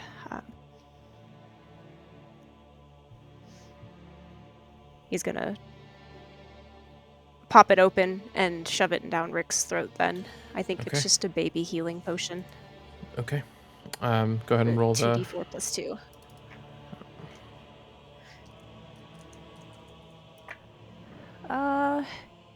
Oh, that's good. That's 4, 3 plus 2, 9. Okay. As you do, he just kind of... back up. Anything else on your turn? He's just sobbing. Just like, please get up, please get up, please get up. Okay. Yeah, that's his turn. Okay. All right. Mel's turn now. She is going to look out. What is her range on this? It's her big one, so she might as well use it. 60 feet. So she can do it, so I'll just have her move up. She runs up to you all and raises a hand and just okay, and pulls kind of out of something out of a little pouch. This sort of crumbles it and speaks to it and looks out to the two of them and in Infernal. So Mal, you'll understand. I don't Seal, do you know Infernal by chance? No, okay. Well, she'll speak this out. You're good soldiers, aren't you? I suggest you return to your master and tell him you failed, and cast Mass Suggestion on the both of them. That's her only 6th level spell slot. So that's a Wisdom save from both. Let's see here. Wisdom 17 save. So that's a +7 from the Horned Devil and a +5 from the Barbed Devil. We'll do the Barbed Devil first. It's a natural 1. And the Horned Devil. That's a 16. So they both just kind of...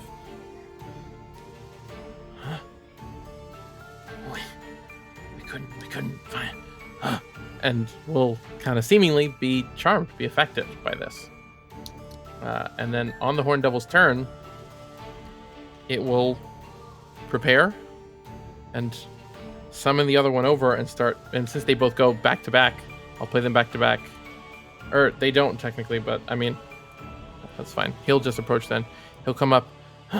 Wait. Go. And we'll take the other one and we'll cast Plane Shift and they're gone. They both disappear. Or actually, can I do that? No, wait. Oh no, okay, wait, okay. So it will cast Plane Shift on itself and just go. And the Horned Devil will disappear. And then at the top, you all of you who are still standing, give me perception checks, please. Gosh. Nope. Natural 20. 11. Oh, do we have to do one for Rick? No. Seal, you hear like clattering, shattering, like stone breaking in the distance, getting louder. Then Mal, you hear it. And then bursting through the wall, a swift red shape grabs the Barbed Devil and blows through the wall, through the hallway, and just disappears. And Huxley, you see rising into the center of the hallway, Hastur, with the Barbed Devil gripped in his hands, just big mistake, and just like crushes its throat out until it just disappears instantly and turns back and is now present. That is what the D6 was. It took him 7 turns to get here. He rolled as bad as possible. He could have been here in 2 turns at minimum, and he rolled 7. So he got here in 7 turns, which is what the critical change in the events could have been. And he now kind of stands over top and just... There's more of them. And disappears again, bursting further in through the reserve. And now... things wind down. Going to exit combat as you can hear bursting through the walls around you as he moves throughout the reserve. What's happening? Where are the others? Are they dead? We did it? We did it. Okay. All right. And she's going to start running back into the library, Mel. Yeah. As you all move, you come back around, still hearing him bursting around. You'll break back in.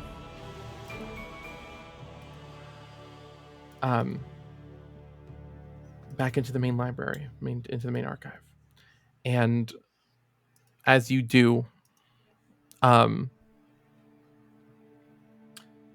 come to where you last saw everybody and find Huxley. Rick just barely pulling himself up, barely conscious. And Nimra there, limp on the ground beside him, and Huxley sobbing in tears.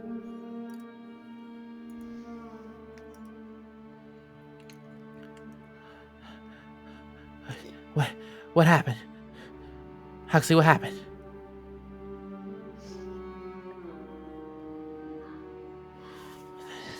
They're dead. It's fine. It's fine. It's fine, actually. It's fine. Hold on.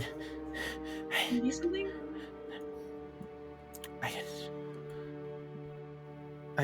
I got it. In a quick and desperate move, Mal attempts to pump a Cure Wounds into Nimra. And as you do, you pump this into them, and you can tell it doesn't take hold. It won't take.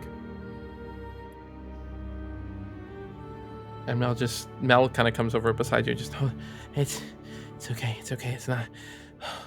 Oh, this is a lot of deja vu. Okay, it's fine. You'll be fine. You'll be okay. You're right. It's okay. Okay.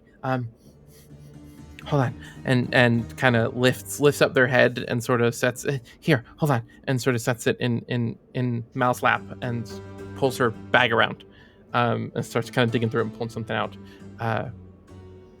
And okay, look, I can do this one time. I have been carrying this for years, thinking, maybe I'll do this again, and this time I won't let the same thing happen. And please, hey, you all need to be a part of this, okay? This is not a guarantee, okay? You need to just, okay. And she will pull, she'll pull this stoppered bottle out of her bag. This has a spell in it. And once it's open, it's gone. I can do it once. And she starts sort of pulling out some components and preparing a ritual. And she's going to use her one use in this bottle of Raise Dead. And we are going to... Oh shit, we lost Riza again. Gotta let them come back. Oh no! 5-13. Welcome back. We're gonna do a ritual now. As Mel prepares and, like I said, uses her one and only use of Raised Dead, which is enough to... It's a proper resurrection. The distinction about it is that, in case you're wondering, if you had lost that arm, you wouldn't have gotten it back with this. So... Oh, he was being a vindictive asshole. He was gonna, that's what it was gonna do. Was take their immediately arm. Just ruining any chance of having something with somatic components. No, what makes it great is Huxley actually makes prosthetics for a living, so it's fine. Yeah, we would have needed a new art with a prosthetic arm, but hey, you kept it, so don't need to worry about that. Granted, he was a failed businessman, but. We won't talk about that. It's a good thing Rick didn't go down. Now, as she prepares this and kind of takes out the bottle. Okay. Everybody come here. Put hands on, and puts one hand on just on Nimra's chest. Everybody, now. And pulls the cork with her teeth. And sort of just lets the spell pour out over Nimra. And you all kind of, as it kind of fills the air around you.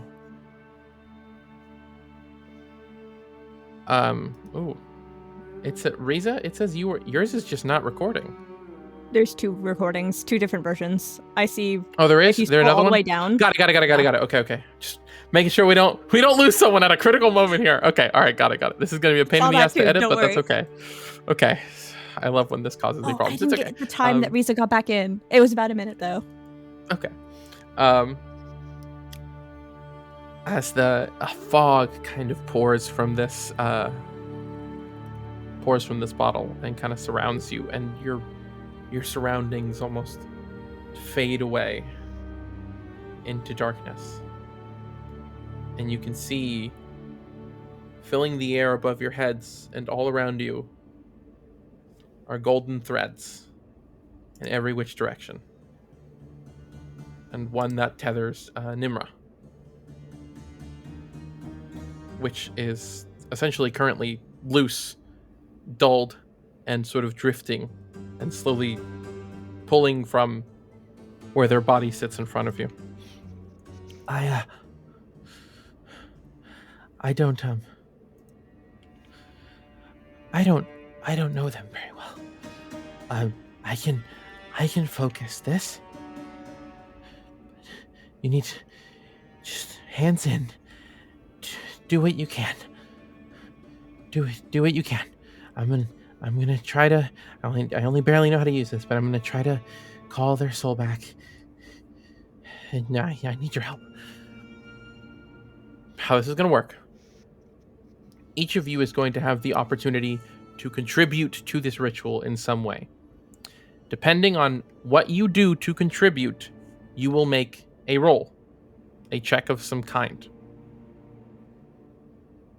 I will tell you the DC when the time comes, but one at a time, whenever you have something, tell me what it is your character does to contribute to this ritual.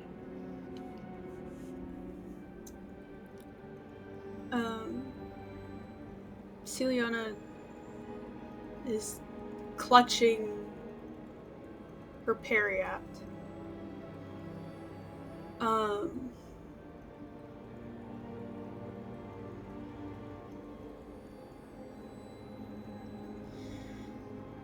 Nimra, you saved my life, and I did not want to ever be in the position where I had to save yours.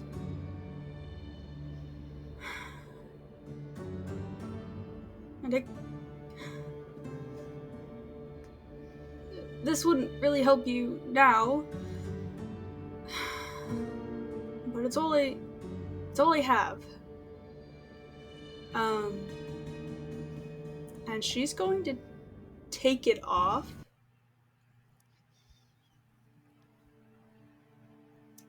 and put it on Nimra.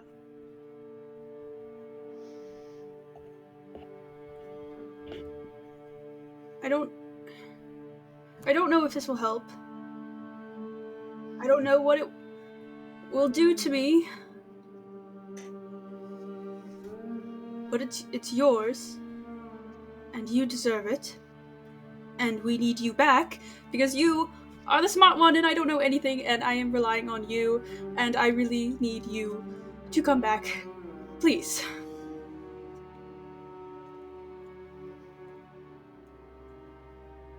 Okay.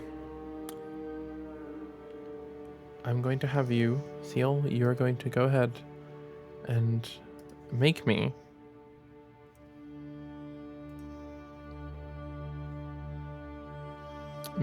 a persuasion check. The DC for all of you, it is 15. Okay.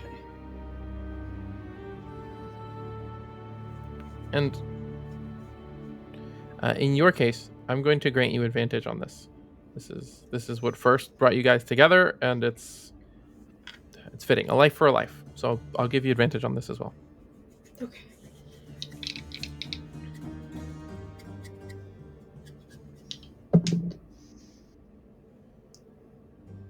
Okay, persuasion? That's a 16. Okay.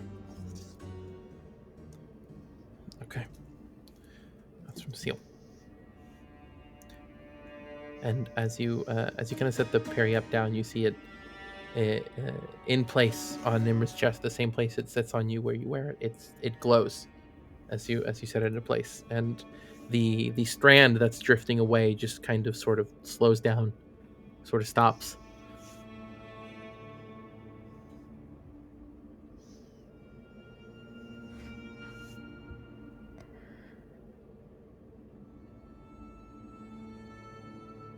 Huxley is going to, kind of like a textbook, start reciting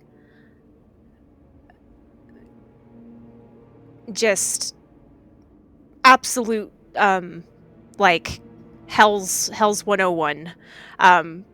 What he knows that kind of pales in comparison to Nimra's knowledge of things that, you know, most academics might know by learning, and start to kind of devolve into more obscure knowledge that he picked up, and then finally start reciting the pieces of information that he himself learned from Nimra in their books that they shared on the long carriage rides that they had together, just sort of traveling through this area to get from one place to another.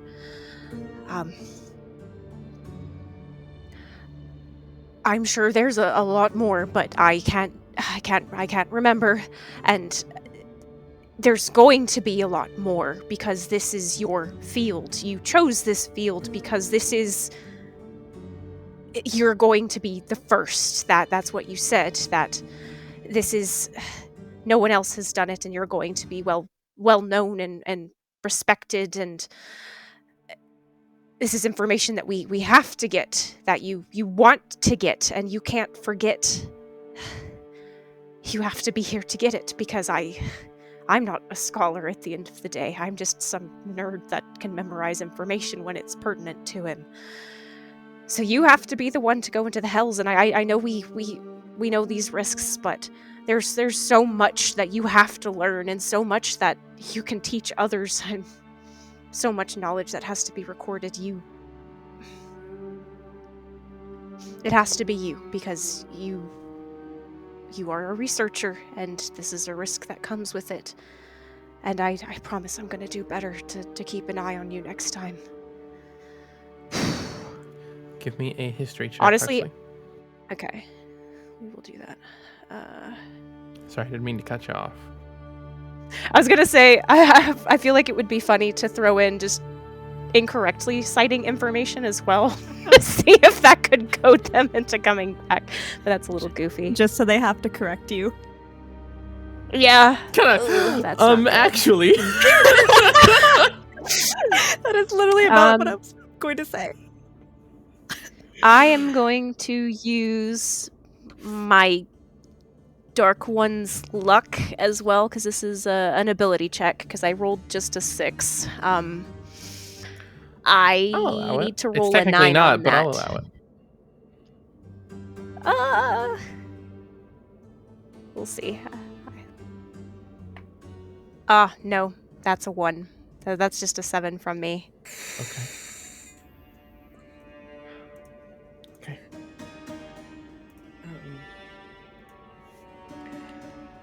Nimra's head is still cradled in my lap. I have one hand still cupping their cheek. I clasp the pendant with my other hand. My king, you told me to change. And that if I did, you would give me the power to keep them safe. I changed. Please. You have to help me now. Or else what was it for? What was the point? They're not ready. We're not ready. Help me. Help me keep them here with us. Okay. You're going to make either a religion or wisdom check. Your choice. I don't know if there's a difference, but...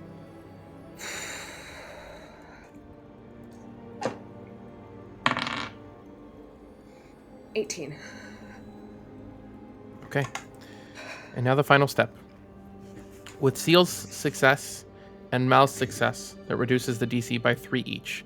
Huxley's failure increases it by 1. So it's a total of a 5 reduction. I have to get a 5 or higher.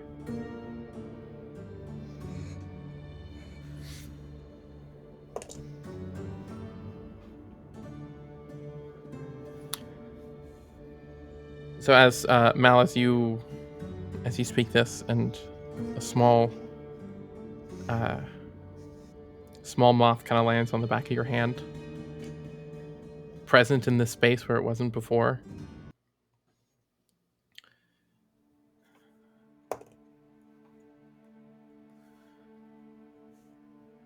You speak these words, and you all feel it start to move. And the fog around you start to swirl, and for a second you think it isn't working. The strand almost starts to pull and float away again, and in the moment you think it's done, you think you lost them, and a hand reaches through the darkness, a ruby red hand, until in full Haster's full form comes and grabs the strand and into Nimra's chest. And you're all thrown back and just you're awake. And you're alive. And you were dead for a while. But you're alive. And all of you sitting over them as they inhale again and come back to the land of the living, and you are thrown from this realm in which you were. Melancholy, you see as the spell kind of gives, you notice her hands start to sort of kind of like the color of her skin sort of shifts and changes up the length of her arm, almost like the color's being sapped from it, starting to go like a slight gray. And she just, and in a bright flash of light, she is shot back, tumbling through the, just barreling through the bookshelves some 30, 40 feet away. And after me, I'm okay. And now standing alongside you, you still owe me dinner. Oh, several. And Nimra is just spitting up blood. Hopefully there's somebody angled their head off to the side. And he kind of looks to the rest of you and just...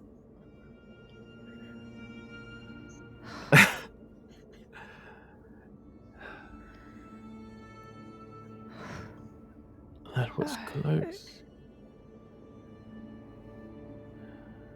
And he kind of turns and looks back to the shattered remnants of the machine there and just... To be honest, I would have thought it would have killed all of you. And he sort of pulls his hand back. But then, I also didn't think they would resort to such measures so soon. I have some cleanup to do. Did Rick make it out safe? And you look, he's breathing. He passed out. He's fucked up, so he's just unconscious. But he's asleep unconscious, not dying. He's all right. Thanks to you. Of course, throwing yourself into things for his sake. All of you, right proper team now. And he stands and looks around and sort of like gauges the air and just... There are stragglers I must collect. Things will be dangerous if they know I was here.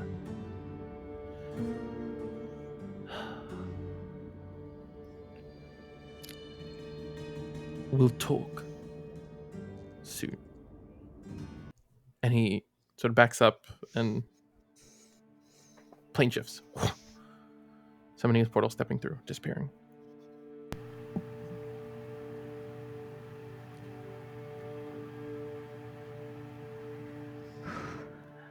And you hear kind of a small voice from under you, Nimra. Can you get up? You're crushing me. I'm in your bag. It hurts. Please.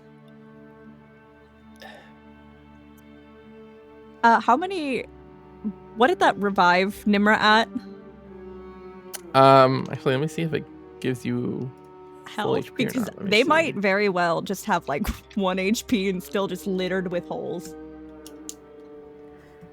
It's 1 HP. Brings you back with 1 HP. Oh. And you have a -4 penalty to all attack rolls, saving throws, and ability checks, but that reduces by 1 every long rest. I am going to Cure Wounds on Nimra. So that's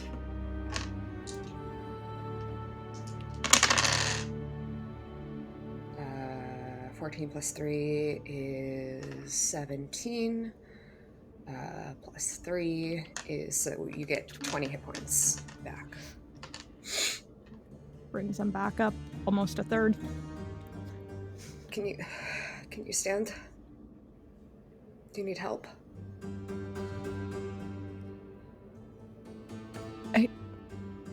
No. I got into this mess in the first place for not asking for help sooner. I would love some help up. Okay.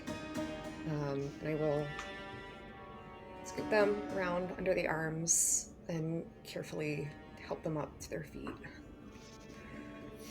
Make sure that they're steady before I let go.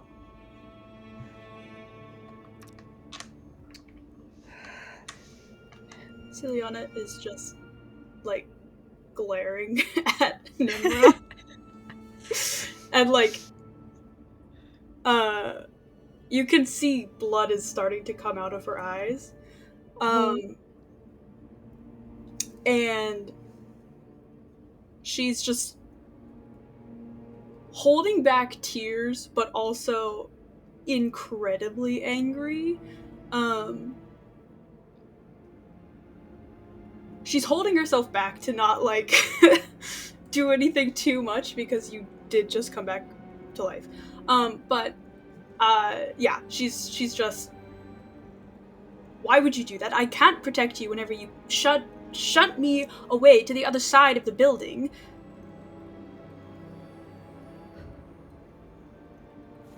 Forgive me. I had misjudged the situation. I thought I could get Rick out on time. If I hadn't been there, it might have been him on the floor instead of me. He's not the one I'm protecting. I know. Thank you for your care. I will endeavor to stay closer. I hope there will inevitably be a next time. Without a doubt. I'm sorry.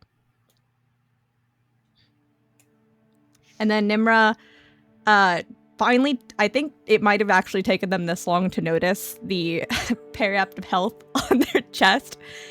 And they're going to hobble over to where Seal is, and they're going to gently unclasp it from the back of their neck, reclasp it around Seal's neck. And would you say that Nimra was, like, cognizant for any of what people were saying to bring them back, Ruby? Yeah.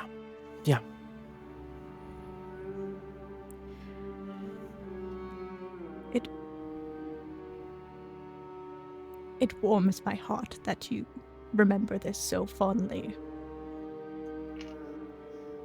And I'm sorry that I had to make you save my life yet again. And then, Nimra goes in for the world's most awkward hug.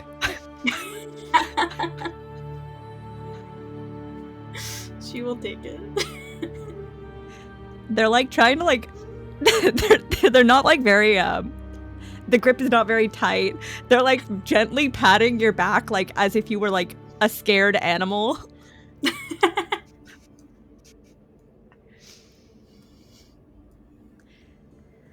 We did good. I hope that you were able to protect those behind you. I did good staying behind, though, even if it would have ended with my premature demise.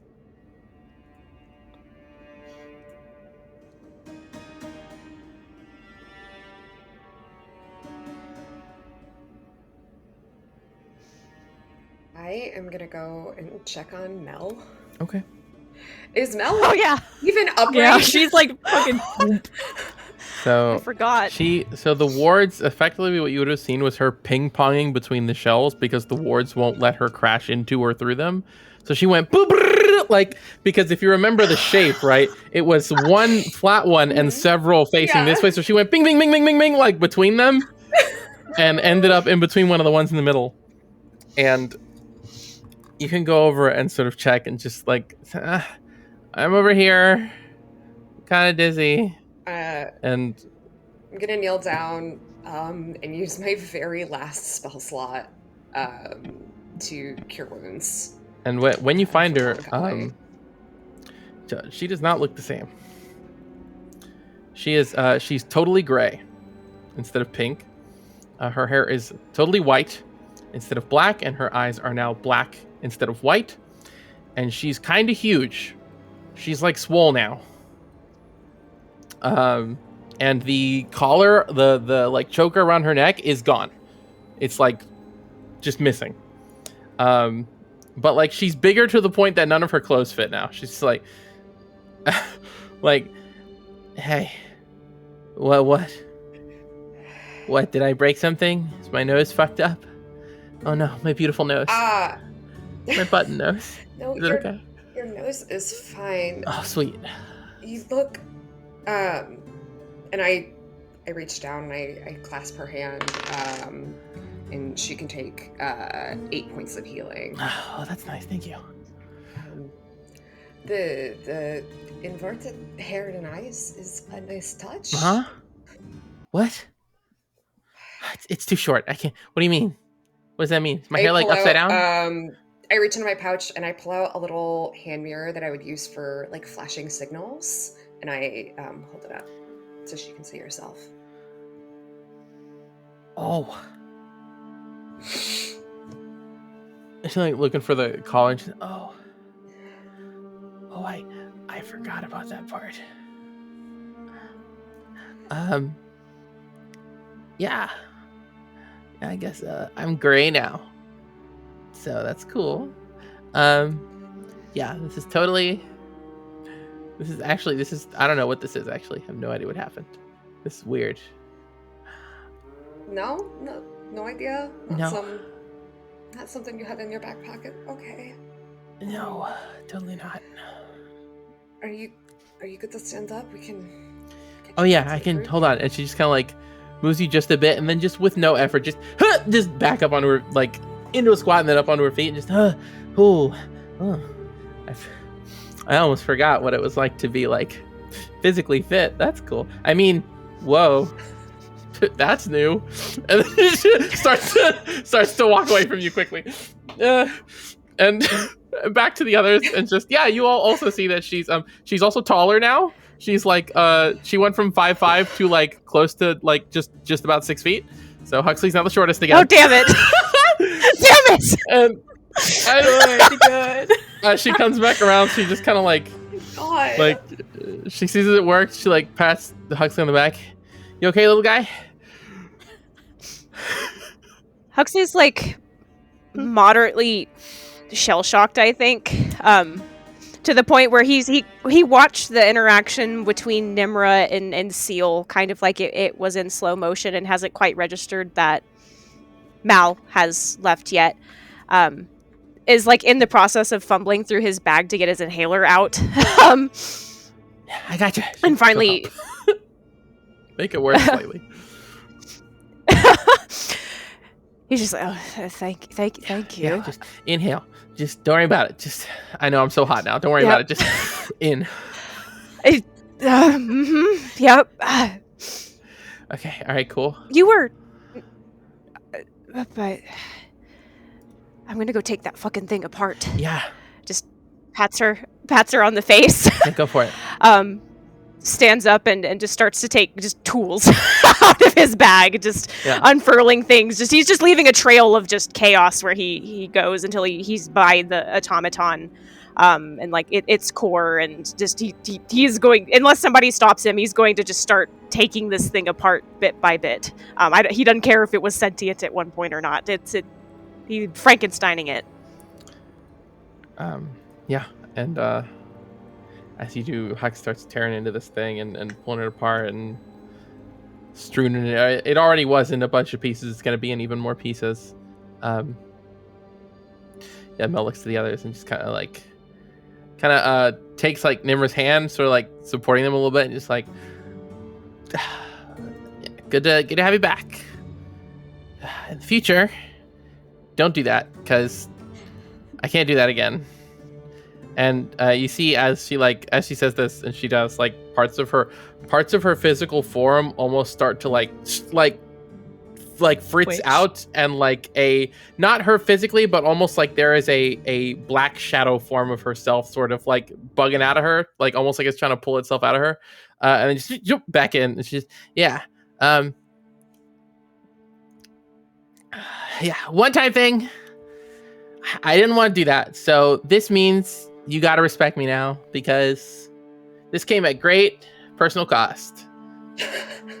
When I initially teleported in, I wasn't expecting to go see Rick. I meant to run off and make sure that you were safe. Oh, that's very cute. I don't know how to feel. That's a lot. Wow. Well, yeah, I'm okay. I'm sorry I did that. And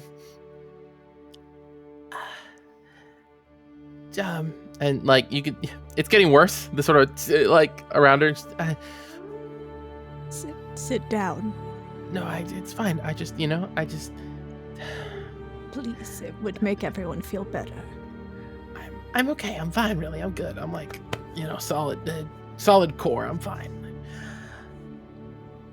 I really, it's like, it's a lot of too much deja vu for my comfort. So, glad you're okay. We're all alive.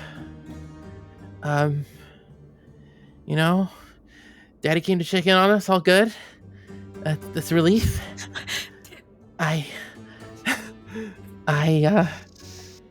All is well. We should, it's fine. Don't worry about me. I'm okay. You guys are core to this, I am supplemental. Unfortunately, I will say, I probably can't do a whole bunch of magic anymore. For what it's worth. But I will gladly say, in exchange, I will put myself in front of you in the future if necessary.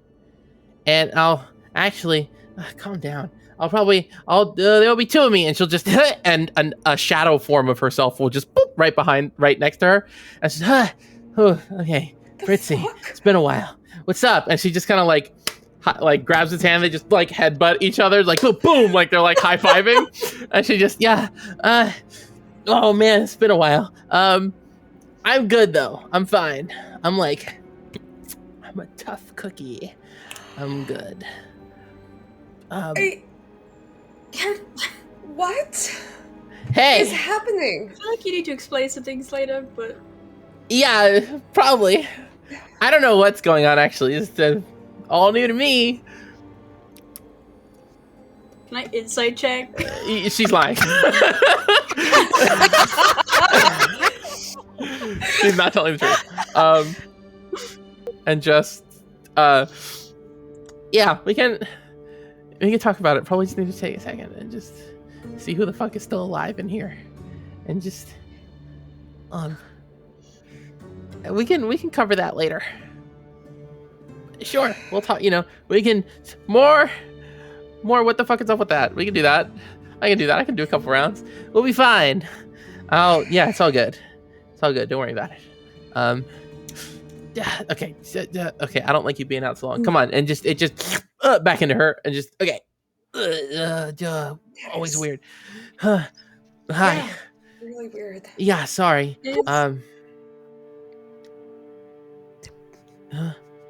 What? I was talking out of character, so. Okay. Go ahead. Oh. I was just gonna ask if Question was still around.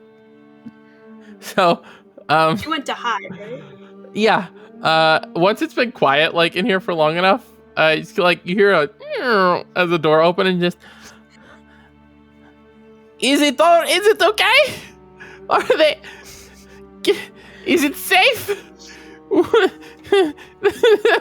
was a lot of them. I don't. Is it all right? Can I? Okay. I have good news. I found her, and Yalika just kind of. Hi. Hello. Sorry for the panic room. Emergencies. Probably the best place for you to have been. Yeah. And she kind of moves and come on. It seems clear, and several other people start kind of like coming out of the room. Maybe like 5 or 6 folks. Start coming out. Sorry. Go ahead. You were saying. I just want to check on Rick. He is unconscious. He's like asleep.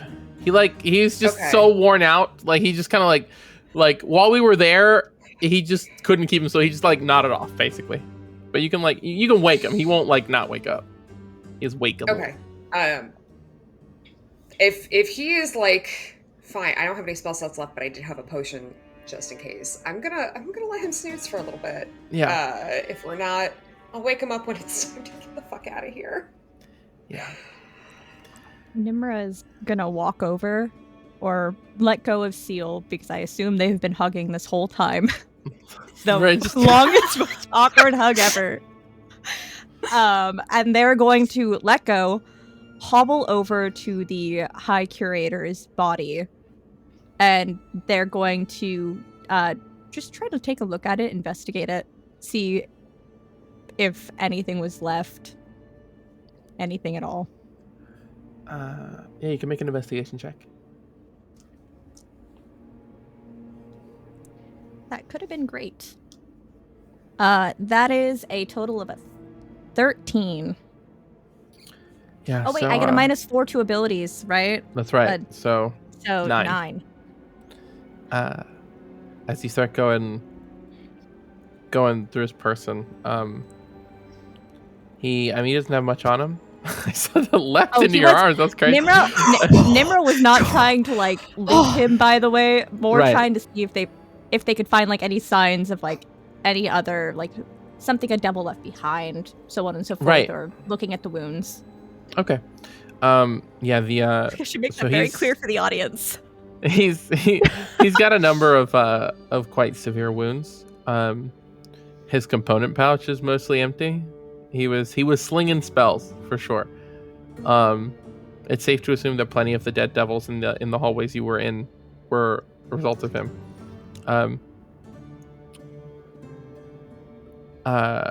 He's got 2 of the wounds on him are those deep kind of necrosising infernal wounds from the horn devils.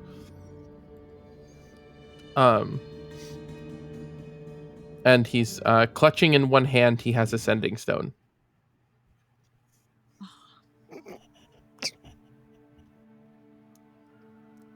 His head is it blasted off, or is it still like somewhat intact? It's paste. It doesn't exist anymore. Yeah, because they were going to, if the rigor mortis hasn't set in yet, Nimra is going to put his body into a more open casket funeral type of position. Yeah. cross his arms over, put his sending stone on his chest. If his grimoire is nearby, put it underneath his hands and try to straighten him out. And for the first time in probably 70 years, Nimra is going to cry. You guys might, if anybody is paying attention to them, you'll see their shoulders start to like shake and rumble.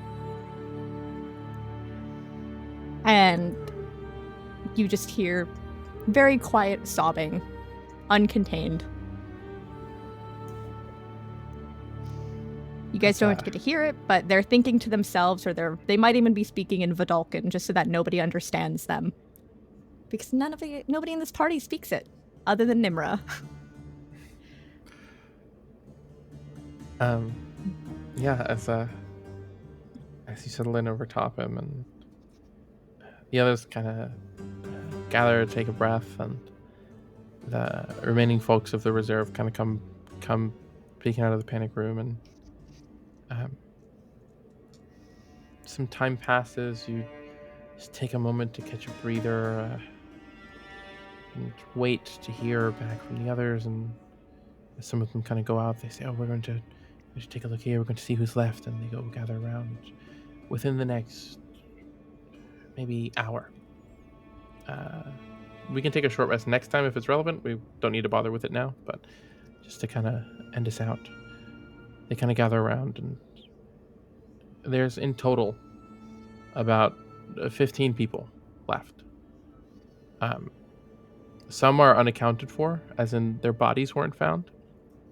There were about 7 whose bodies were not found, but in total that accounts for about 64 people dead. And as they come together, and they're back in the archive, and they're starting to move bodies, and there are people crying, and there are people kind of just trying to comfort each other, and you see Yelika and Question talking for a bit, and they kind of make their way back over to you guys, and just so they took something.